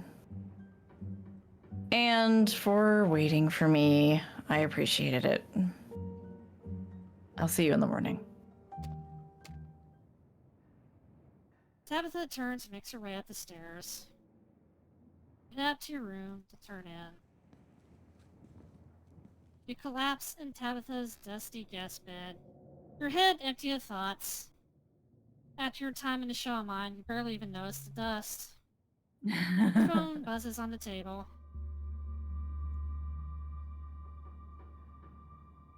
Y'all, these are those things, right? Can you guess? It's a picture of a pair of ditchlings by the side of the road. I saw them again, too. Ooh. Another picture, this time of them staring from a tree.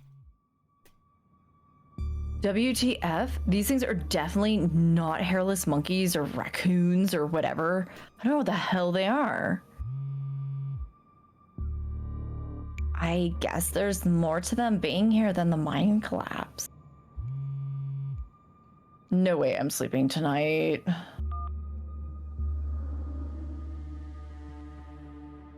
Think about looking out the guest room window. By this point, you're too exhausted to leave your bed. The adrenaline from this evening is finally wearing off, replaced by the creeping exhaustion that threatens to overwhelm you. Your limbs feel heavy, your eyelids slipping down over your eyes even as you stare on the ominous pictures on your phone. If it weren't for the pit of dread balling your stomach, you would almost feel comfortable as you settle in between the covers. Your tired bones sink into the decrepit mattress. And I know they're a bit goofy looking, but you don't love them ditchlings. Yeah! Also, I like how we keep having this perspective from the bed. I keep expecting a sleep paralysis demon. Yeah, something. I keep expecting something. Or the closet to open, or... Oh, there's our sleep paralysis demon. Why is she hot? When you close your eyes, you see the shadowy figures that gathered behind Stella in the mines. Your thoughts are drawn to the carvings on the wall and to the visions that impart upon you. Oh! Oh! Your eyes shoot back open, your heart pounding as the door to your room swings open. Oh! Oh! It's Precious baby. Just a cat. It's always just a cat. It's nice to see another living being, even as one as unfriendly as Tabitha's cat. The comfort of her presence sets your mind at ease and you finally slip into deep sleep. That cat's protecting us for something. That cat is either protecting us or is like, you're okay. I'm warming up to you. Ominous. Very.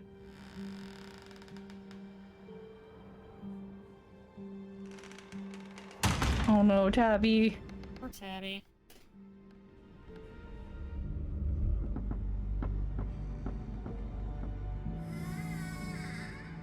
Is that the Forbidden Wing?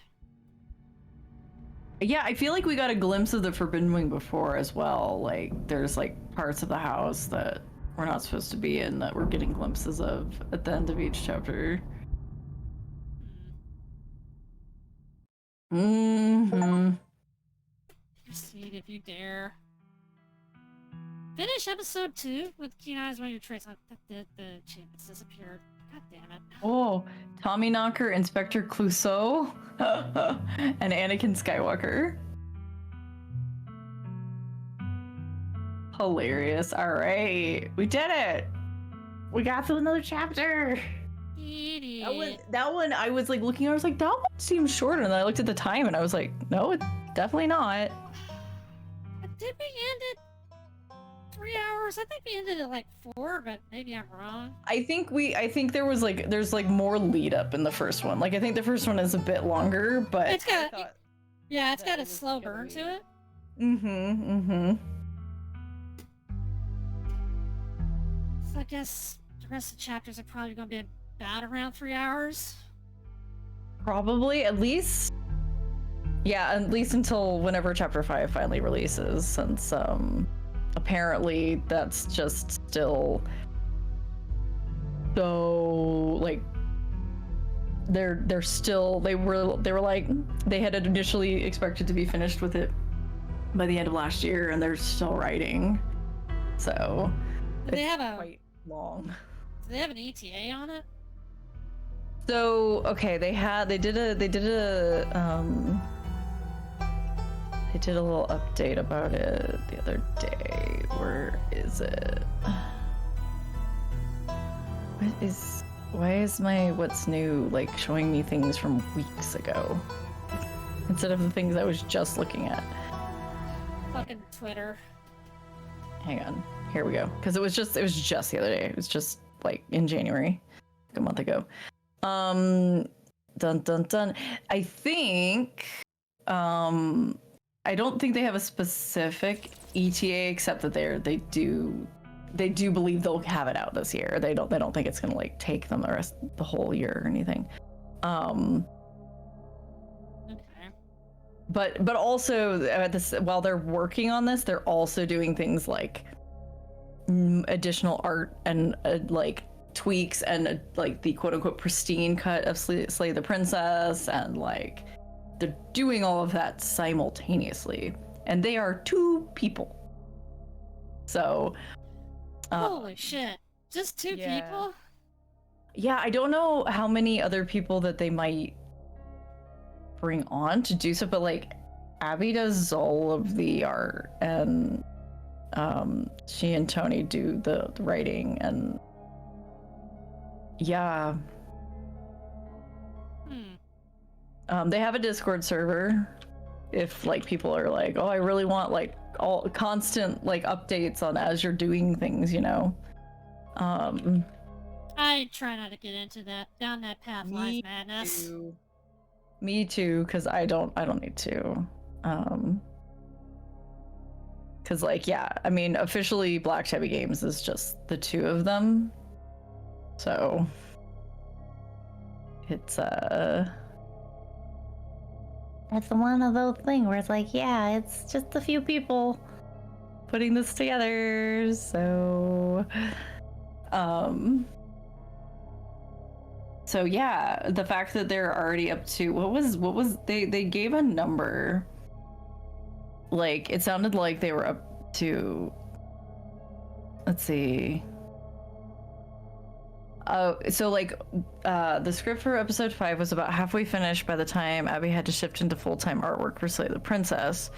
Like pretty much all of our studio's major content launches, we had to take some time off following Slay the Princess's release to deal with burnout, and Abby also had to deal with the sudden death of her father.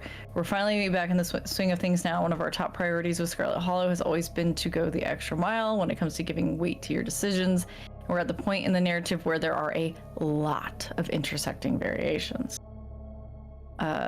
It's also been the case that the beginnings of episodes demand more time and effort relative to their lengths than the middles and ends, so the rest of the script should be much smoother sailing from here. Yeah, I imagine as hard as they're going about all the little things. I'm allergic to peanuts. Yeah, just every decision you make. I imagine it's just only becoming more of a tangled spaghetti mess as it progresses. And then they'll be like almost done. They'll be like, "Ah, shit, I forgot one." Yeah, exactly. They gave. I know there was another update like just the other day where they like gave numbers where it was like they're up to, you know, literally like 500k words and they're still writing. So I feel like chapter 5 is going to be like twice as long as the others. It's going to be a long chapter, or maybe not. Maybe it's just all the variations are, you know, making it that long, and at the end it'll still be the same length as the other ones, you know. So we'll find out when it finally hits. But well, at least they're not Mass Effecting it. Pick a color. Oh my gosh. Funny story, because like Dandelion and I have been going through the trilogy because he's never seen it. He was a complete noob. So I spent the better part of this last year taking him through the series long distance and letting him make the big decisions and things like that. And we did, so there's still episodes going up. There's still a handful of episodes still to go up, but we did finish recording it and we hit that point, and it was like, I'm like, I wished it was all over Discord, so I'm just sitting here like, so how you feeling right now? How you feeling? But I also did give him like kind of preemptive word. Like he had heard all the hubbub about the ending. Like, he knew by osmosis the hubbub, right? Like, but he didn't really know what the deal was. And I did kind of prepare him, because I was like, when we did the Citadel DLC, I was like, this is the send-off. What we're gonna do after, that's not the send-off. This is the send-off. Yeah, you told them it came out after, and they knew all those poor people that worked so hard and had all that all their work just kind of like tossed in the garbage because of fucking Casey Hudson and what's his face. Like, yeah, like they wanted to do like something like just pure fan service. Yeah, the Citadel DLC is really the climax of the whole thing, and then everything after that is just kind of the whimpering. You can also death. see how much more money they put into that DLC than they did the vanilla game. And I had forgotten about this, but I was reminded when I was watching Multiverses play, and then we were going through the series, I was like, oh no, when you reach the end, even if you have played all of the DLC, you have them installed, you have played them, there's no trigger to tell that screen that pops up that's like, the Legend of Shepard can continue. You can like, we look forward to basically selling you DLC is what that screen is. Yeah. And it's like, there's no trigger to turn it off. Like, there's nothing in the coding to be like, they have the DLC. They own it. Like, yeah. Here, buy this thing you already own. It's just so funny. It's just so funny. It's like, I guess maybe there's just like no way to make it go away, but like I just felt like, isn't there some way to just delete that screen, like, or to change it so that it just says, "Hey, thank you from all of us." Woohoo! Oh no, because they still never patched out you being able to just hack money to get the fucking stuff you need in multiplayer instead of paying for the blue boxes for it. Oh really? I never. Yeah. So, like I played a lot of the multiplayer, but I never heard about any of the scammies because I never spent money on it. Yeah.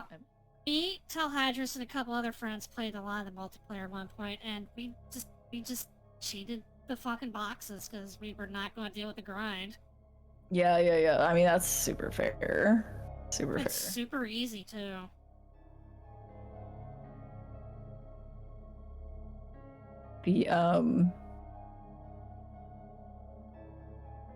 Not enough meta-jill to fix the Mass Effect franchise. Speaking of the franchise, are you going to take poor Dandelion into Andromeda? I've never played Andromeda. I own it. I've never played it. That's a new experience. We can all suffer together. Goodness, yeah. It's on my list of things of like, maybe not immediately, but maybe we'll come back to that. Maybe we'll come back to that because that we'll both be generally in the dark about it, except for the fact that literally everything I've ever seen about it makes the concept of milquetoast seem interesting. I remember when they finally dropped, because when they did the silly teaser with Ghost Riders in the Sky, I got real hyped because I was like, I know this shows me nothing, it tells me nothing, it means nothing, but man, you use that Ghost Rider song and I'm gonna be like, yeah, this is cool. And then when they dropped the first like real proper trailer, I was looking around and I was like, I feel like I'm having deja vu. Like, this feels like a trailer for Mass Effect 2. Yeah. But without the cool Dirty Dozen angle. Yep. I feel like I'm just reliving the same. Like, even the beats of the way that the villain lines were written that were in part of the narration, I was like, that even sounds like Harbinger. Like, what? Honestly, from the sound of it, I think Mass Effect Andromeda is kind of actually just a retreading of 2 in a lot of ways. Yeah, it seemed like it was like really intensive retreading. And I mean, you want a story of like devs hung out to dry, like that poor Oh team. god. Like, the people whose fault that is not the devs, it is the people with the money above their heads. Yep. Holy shit. Like, that team up there did their darndest to make something that was cohesive and functioned, because they weren't getting, any money to do anything more than that, and they didn't even have the money to do that. Like, and they never will again. Bro. So my favorite part, I will not reveal what ending he picked, but my favorite part about the whole like Mass Effect 3 like ending debacle is that even if you were like, hey, we're gonna, pull the story away, which was a good idea, like pulling the story away from Shepard, away from all of this stuff, then you threw that in the garbage. But Mass Effect 4 is like the supposed Mass Effect 4 that they keep randomly dropping images for. I was like studying the image and I was like, there's Geth in there. So regardless of what ending you pick, even if you pick Destroy, which is the one where like everything's gonna go away, supposedly, it doesn't. You were just being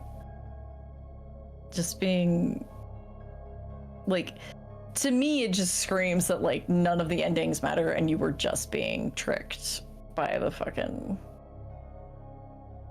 Todd just says, alright, here's the deal with Mass Effect 4 teasers. They're literally throwing shit at the wall to see what the fandom sticks to. Then they're going to start pre-production. Yeah, right? They're like, do you like this cool jacket, guys? And it's like, nah, actually, some people like that. And I was like, no, like the style of jacket is fine. But what is this? What is this Ghost Runner cyberpunk thing happening? Okay. Here's the thing. I'm one of those people who are like, okay, Shepard's done after Mass Effect 3, even if Shepard lives, okay? Yeah, no, leave Shepard alone. Let them retire to the tropics with Garrus. just let him retire to the tropics with Garrus. And then they go hunting like fucking giant space monsters or something. Safari. Yeah, like they can't, they stay on the beach for like a month and then they're like so stir crazy they can't handle it anymore. Yeah. I've had an idea for a Mass Effect game. You can literally just make a fucking, like, project, making a story about someone's project to rebuild a relay, because, I mean, they fucking blew up. So you need to go find, like, I don't know, precursor tech to rebuild fucking relays. To rebuild the stuff, right? I mean, shit, I don't know. Make it like a fucking Reaper that survived the whole thing or something. Isn't one of the Geth in the teasers like wearing a trench coat or something, or am I making that up? It's like Geth in clothes. I feel like Geth were wearing clothes and like one of the far back. Like, because people like blew them up. They like blew them up. So that you could like look at all the little details, and it was just like, I'm just, oh god, my fucking interest in Bioware is pretty much dead at this point. Like they were talking about like redoing, like they were talking about the redo of Knights of the Old Republic. I was like, no, just leave it alone. No, also KOTOR's terrible. Like fuck KOTOR. KOTOR 2 is great. All the best parts of KOTOR 1, you can just go watch a little compilation of those moments and those characters, and then go play KOTOR 2. You'll be good. Play the fan-patched version, of course. Don't play the vanilla version. Play the fan-patched version with all the content put back into it. And yeah, that was a controversial opinion. I respect it, but that's some controversy with some folks. I'm sure. I just find that like when I went back to KOTOR, because when I played KOTOR 1 the first time, I was like, okay, cool little Star Wars adventure. Okay, here I go. Like I didn't really think that hard about it, but when I went back to it, because I was like, oh, I'm gonna replay it before I finally play KOTOR 2, I was just like, because I play goody two shoes in these kinds of games, so I was just like, oh, yeah. This is boring. This is boring as fuck. Like, the only way to have fun is to be like a mustache twirlingly evil villain. Like, oh man. But I know that it's like, yes, exactly, Tally. It's a comfy experience for a lot of people, and I don't have that nostalgia. I don't have that. I played it way later, so I don't have that like attachment. I can look at it and just be like, well, I like the droids. Thumbs up. Yeah, I will agree with that, because, like, KOTOR 1 is definitely the peak, like, Star Wars nostalgia experience, and KOTOR 2 has some stuff to offer there if you're not, like... KOTOR 2 was written by Obsidian, and I love Obsidian's writing. So, I love how they dealt with Kreia, and they dealt with the idea of, like, fuck the Jedi. Fuck them. They're assholes. Everything is ruined by all these Jedi and Sith. Fuck these space wizards. Get them out of here. And I love that. Oh, it's more deeper than that. She's like, oh, it turns out that this Force thing we're all using is actually really eldritch as fuck and might be ruining everybody's shit. So maybe we should stop? Maybe we should not. Like, there's literally a walking life sucker out there that's just the fucking Force thing. It's like, can't you see this is kind of fucked up? Yep. Seems kind of not great. Seems like not awesome. Just spinning off there. That's why. Definitely, you have to play the fan version. Sorry. That's why I was so disappointed in the. What was the second new Star Wars movie? Oh yeah. Was it The Last Jedi? I think it was The Last Jedi. And, like, they were almost teasing at that with, like, Luke being, like, done with the whole fucking thing, and then they didn't go for it. And I knew they weren't going to, but I was like, no! You were so close to greatness! How angry so many people were that he was, like, a bitchy old man, and I'm just like... I was into it. This is, like, the best part of this movie. What are you talking about? Like, hell yeah. Grumpy old Luke. Yeah. I was like, and then Star Wars comes out every 3, yeah. This is almost crit. You're almost there. So close. Because like KOTOR 2 is one of those things where it's like if you bugs aside, if you play that game vanilla, you're not getting the experience that Obsidian wrote.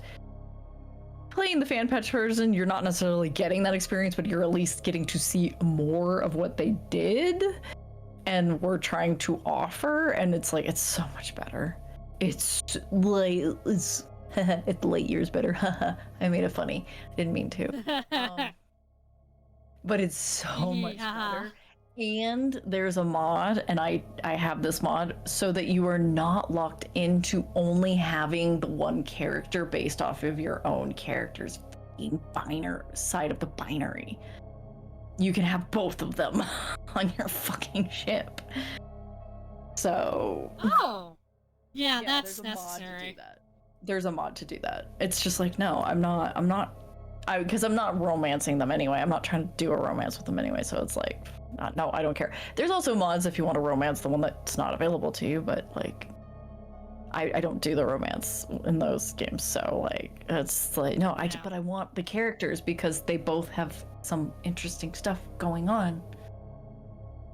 Yeah. Yeah.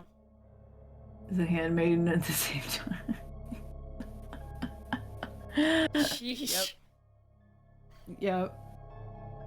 Oh, they're both flexible enough, I guess. Sheesh.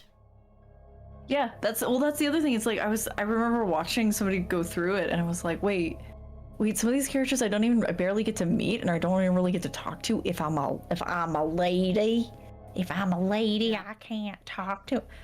Excuse me? What? Fuck that. Mod. Yeah.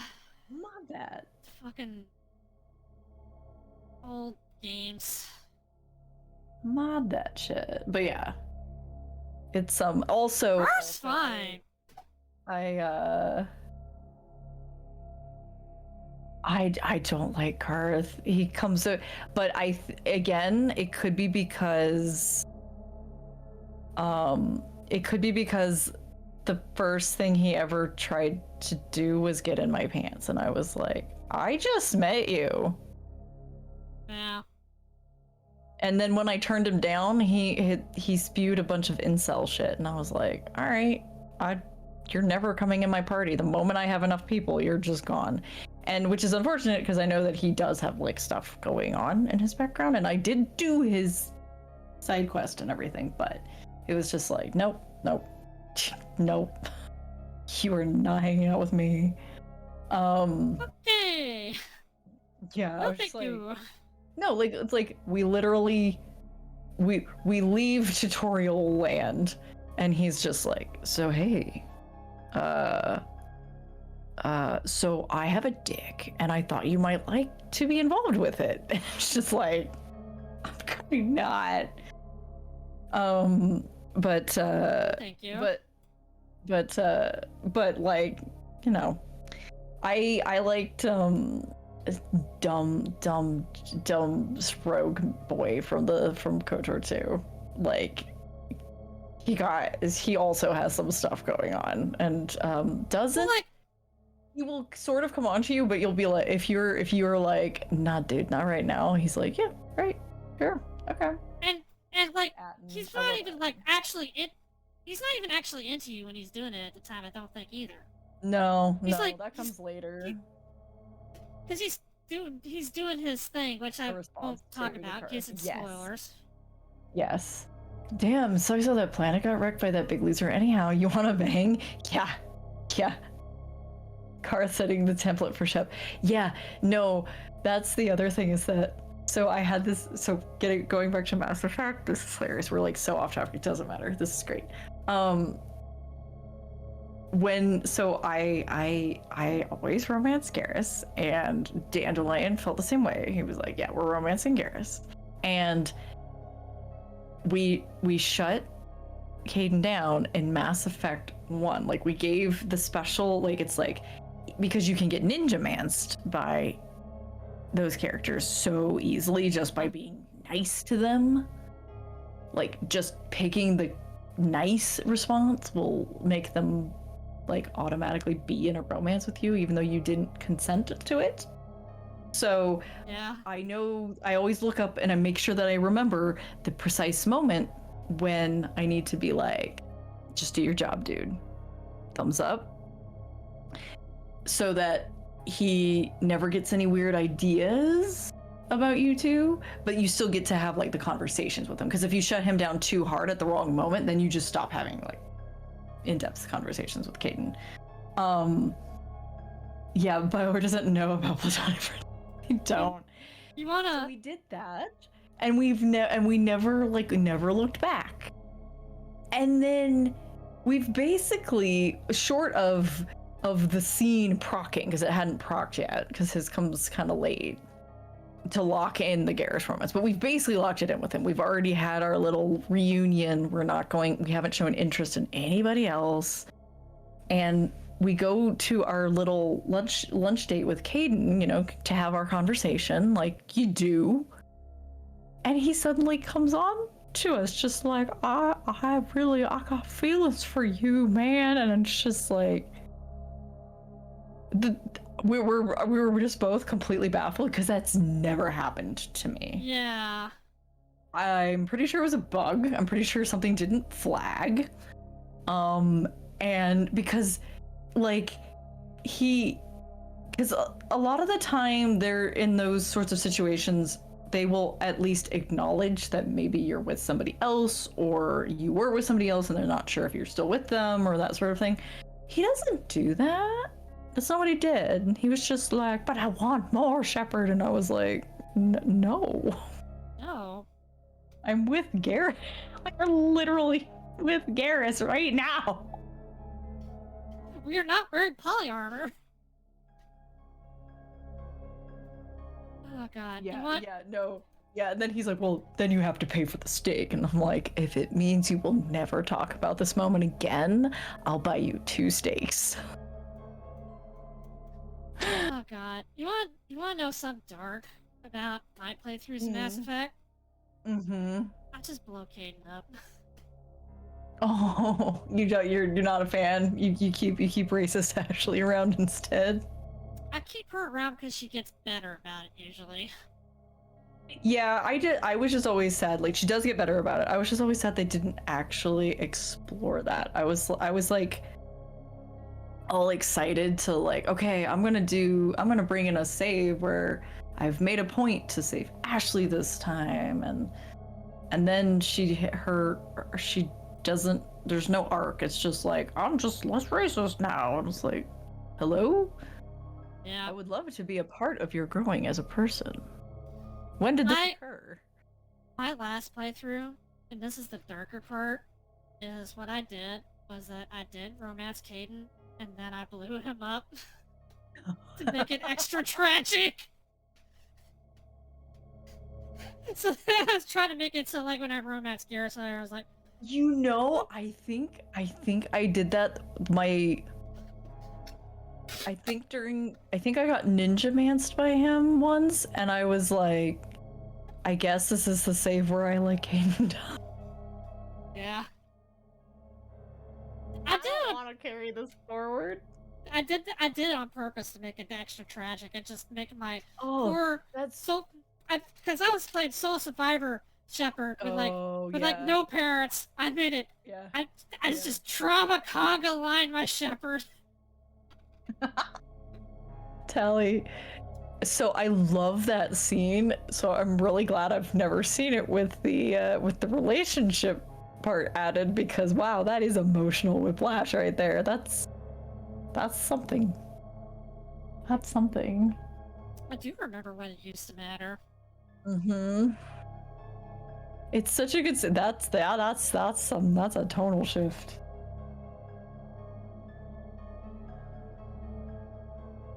God, I feel fucked up now. I'm like, yeah, I romanced somebody, and then intentionally killed them to make it narratively more dark.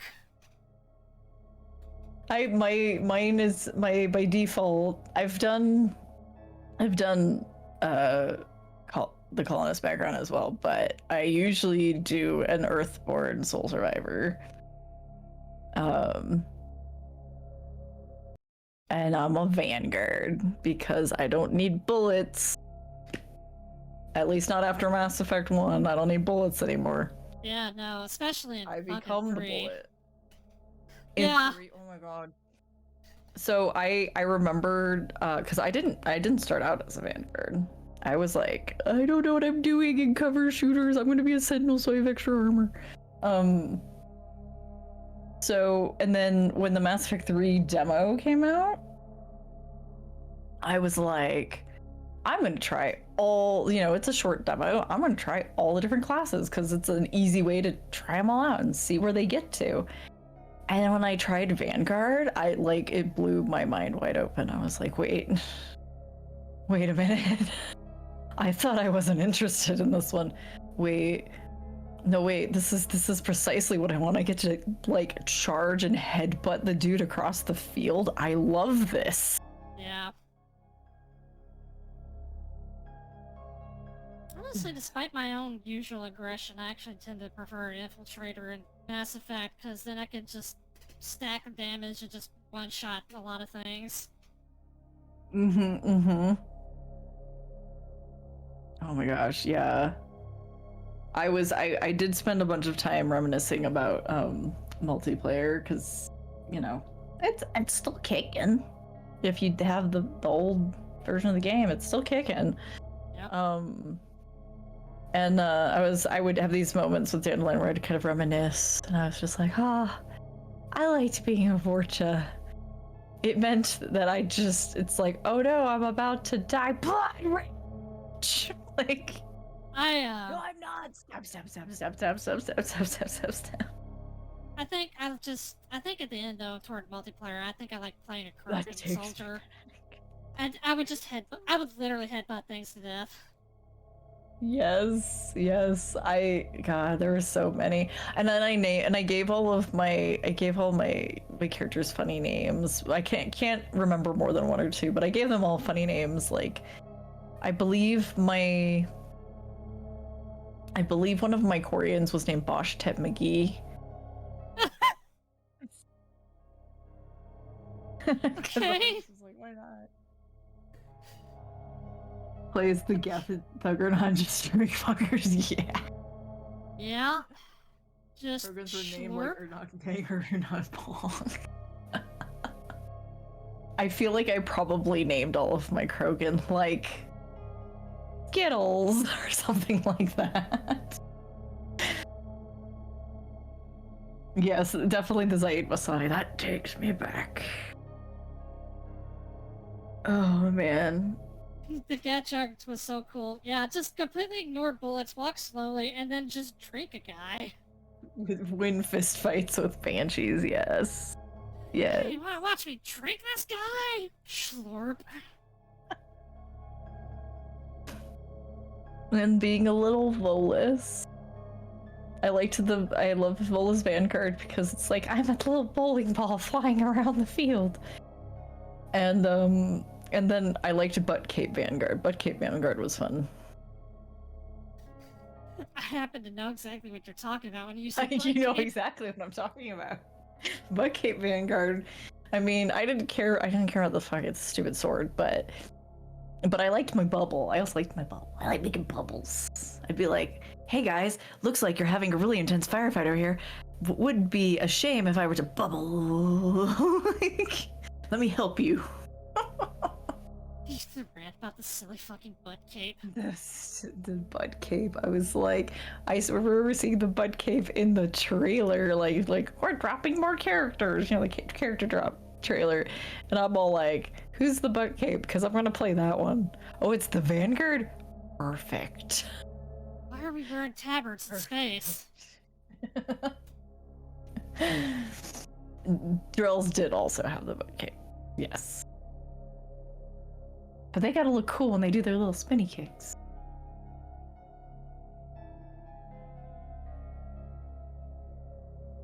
It was so clearly telegraphed how trash he was. I love how Zaid is like, I'm literally here because you're paying me.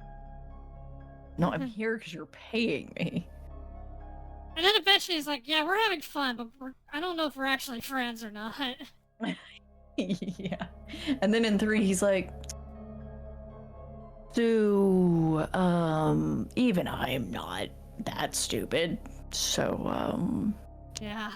I'll call some guys. We'll see what we can pull off here.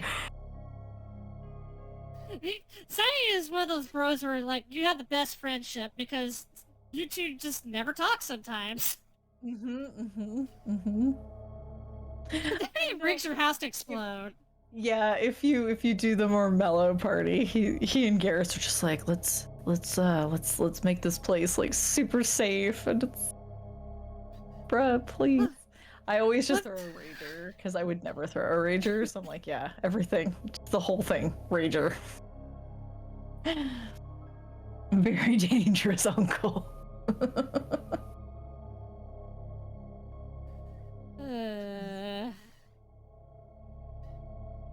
He's the redneck uncle you invite over and he set Claymore straight into the bathroom. It's so real. Yeah, exactly. I was literally about to say, rip Robin. Rest So in sad. peace.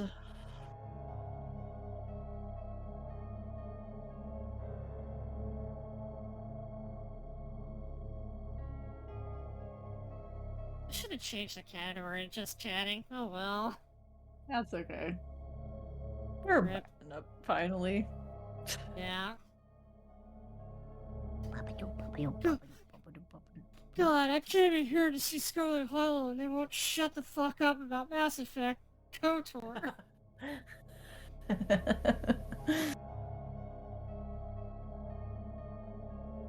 Yeah.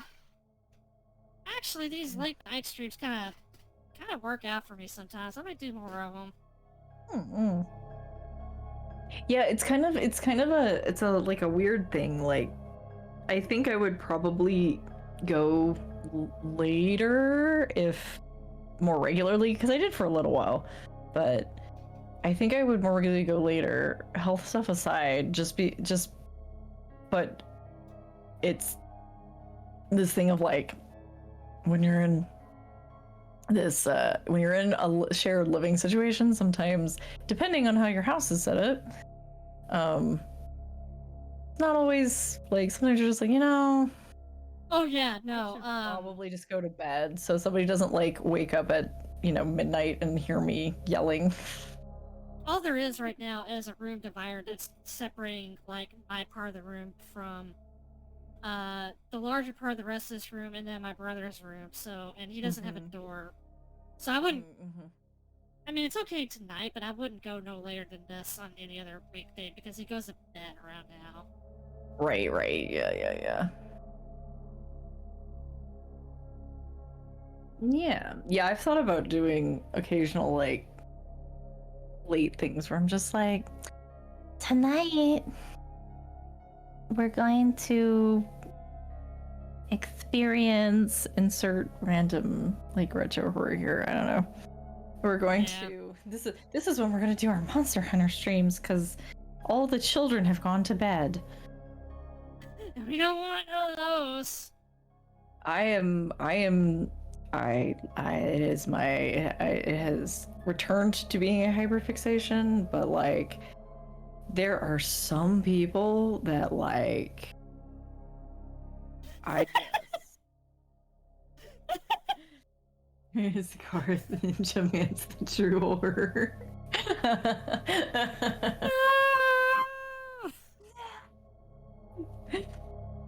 How fast can we get Ninja Manced by our second in command?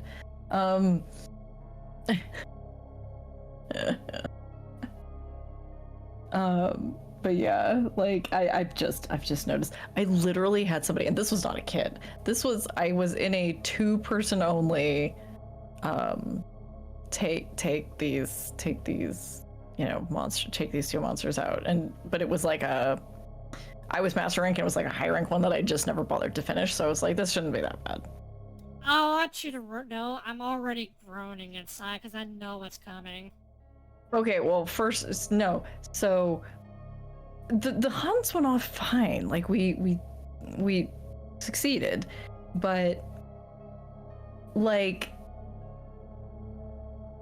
there was a moment where I like used a flash pod, not because it was gonna like stun them or anything, but because both of us had just gotten, a turf war had just started. Both of us had been in the middle of it. We had just gotten knocked back. So I was like, I'm a flash pod so that we have that extra like maneuverability. Like they're not going to come straight at us. We can like get our heels going because there's only 2 of us and neither of us are running Vigor Wasp. We don't have our Pelicos running heels right now. Okay. And they stop, go stand in a corner, don't heal, don't bother to heal. But going to type how no, we don't need to do that. We need to wall them. And I'm like, I wasn't trying. Like, what are you talking about? What do you think I was trying to? What? I just didn't react. I said nothing. And then there would just be these moments where they would just do that, and then they'd say something rude. And like, I'm like, I'm gonna finish this with or without you, dude. Like, what are you like? What? And there was there was a moment where they literally said, you're not so good with a bow, huh, brother? And I'm over here like, I literally took out the first monster almost by myself before you even showed up. I think I'm fine. It's always the ones that perform the shittest. They were not particularly great. Especially because they kept just standing around and typing things, and I'm like, I can probably just do this by myself because I'm way past when I was supposed to do this one. It's like, randos online. Yeah, especially because you can set all your little messages to be unique when things happen. Yeah. And sometimes people have unique ones and they're funny or they're cute. And sometimes they have ones that are annoying, but it's like, whatever. Like, it's not offensive. Like, whatever. I don't care. But then there's the offensive ones, and you're like, how is that not censored? Or how is that word not blocked? How the hell is this in here? And there was one person, funny story. There was one person who had, but they weren't offensive. They were a little annoying, but they weren't offensive. And their thing for if somebody carded was like, oh, we should report this guy for griefing or something like that. And I was like, okay.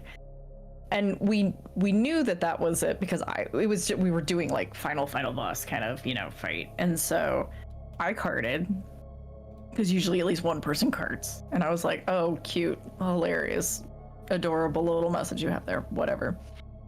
Yeah. And then somebody else carded later and I didn't notice, but they left after that.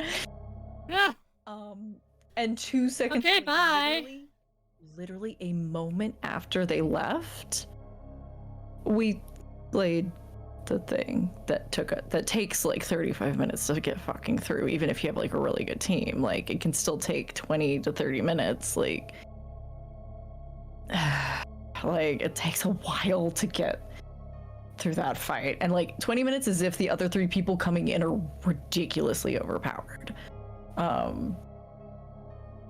Have a good night. Yeah, it's just one. Yeah, good night, Tiders. It's just one of them things. It's just.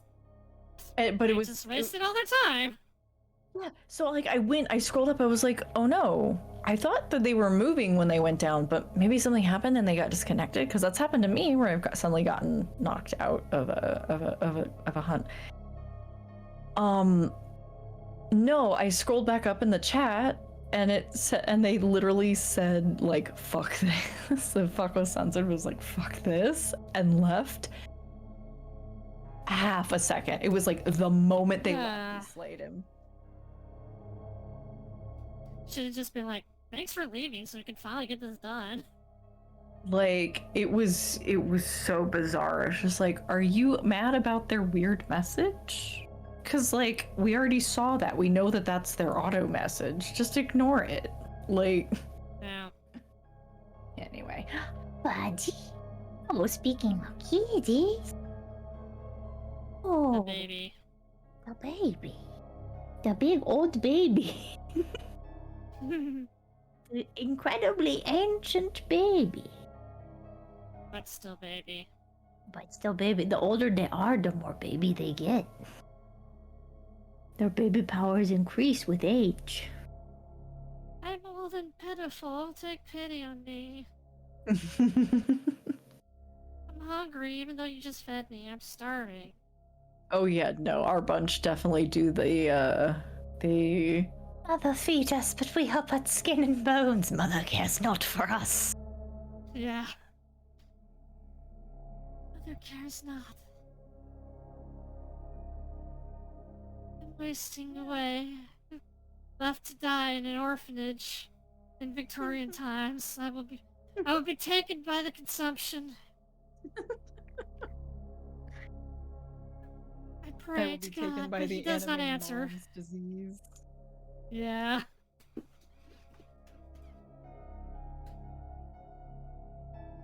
Only you can prevent Please. anime mom's disease. Oh my God.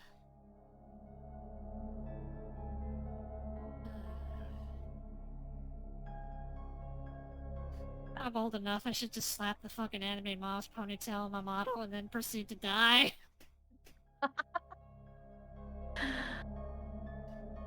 Just go straight to death. Do not pass go. Do not collect $200. You come down with anime momatitis. Get eaten by giants or something.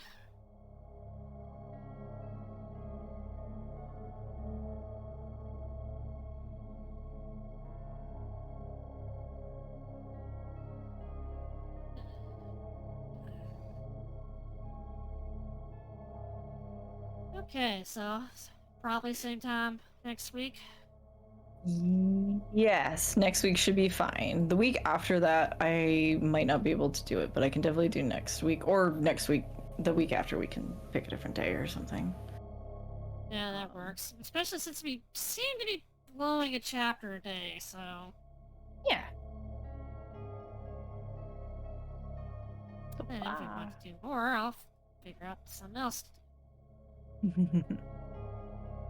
I know I've got most of the Cat Lady series games. Oh yeah. I think there's a couple there you haven't played, isn't there? Yeah, I haven't played Burnhouse Lane. I have that. Which is the new one. Yeah.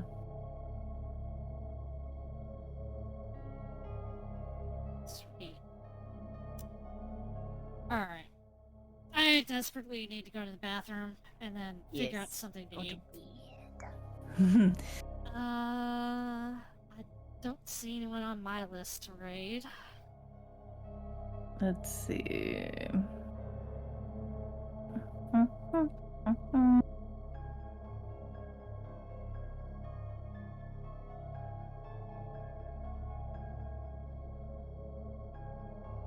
Let's see. I've got...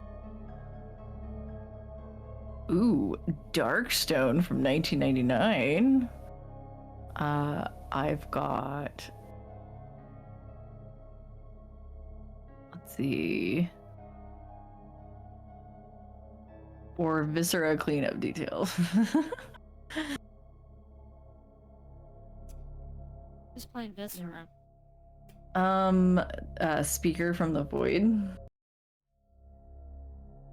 Okay, who's the other one? And Ronan Hostoria.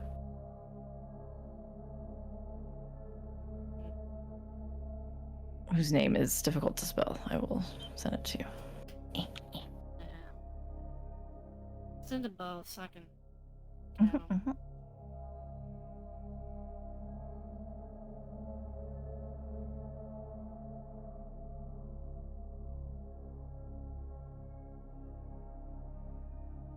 At least my stomach stopped being Chernobyl. That's good. I had to take 2 of my stomach pills though.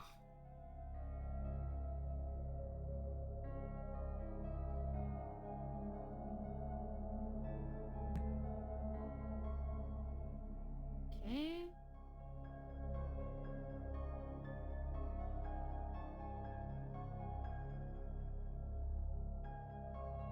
Arm is achy.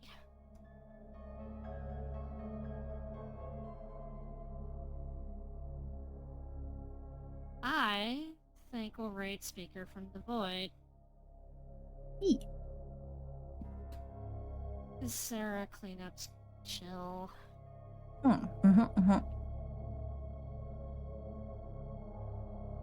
Okay. Good night, everybody. See y'all next week. Have a good one. Dream of frou frou. Dream of Frou Frou. Frou Frou will protect you from the horrors. Maybe begrudgingly. A little begrudgingly. This is Mitch.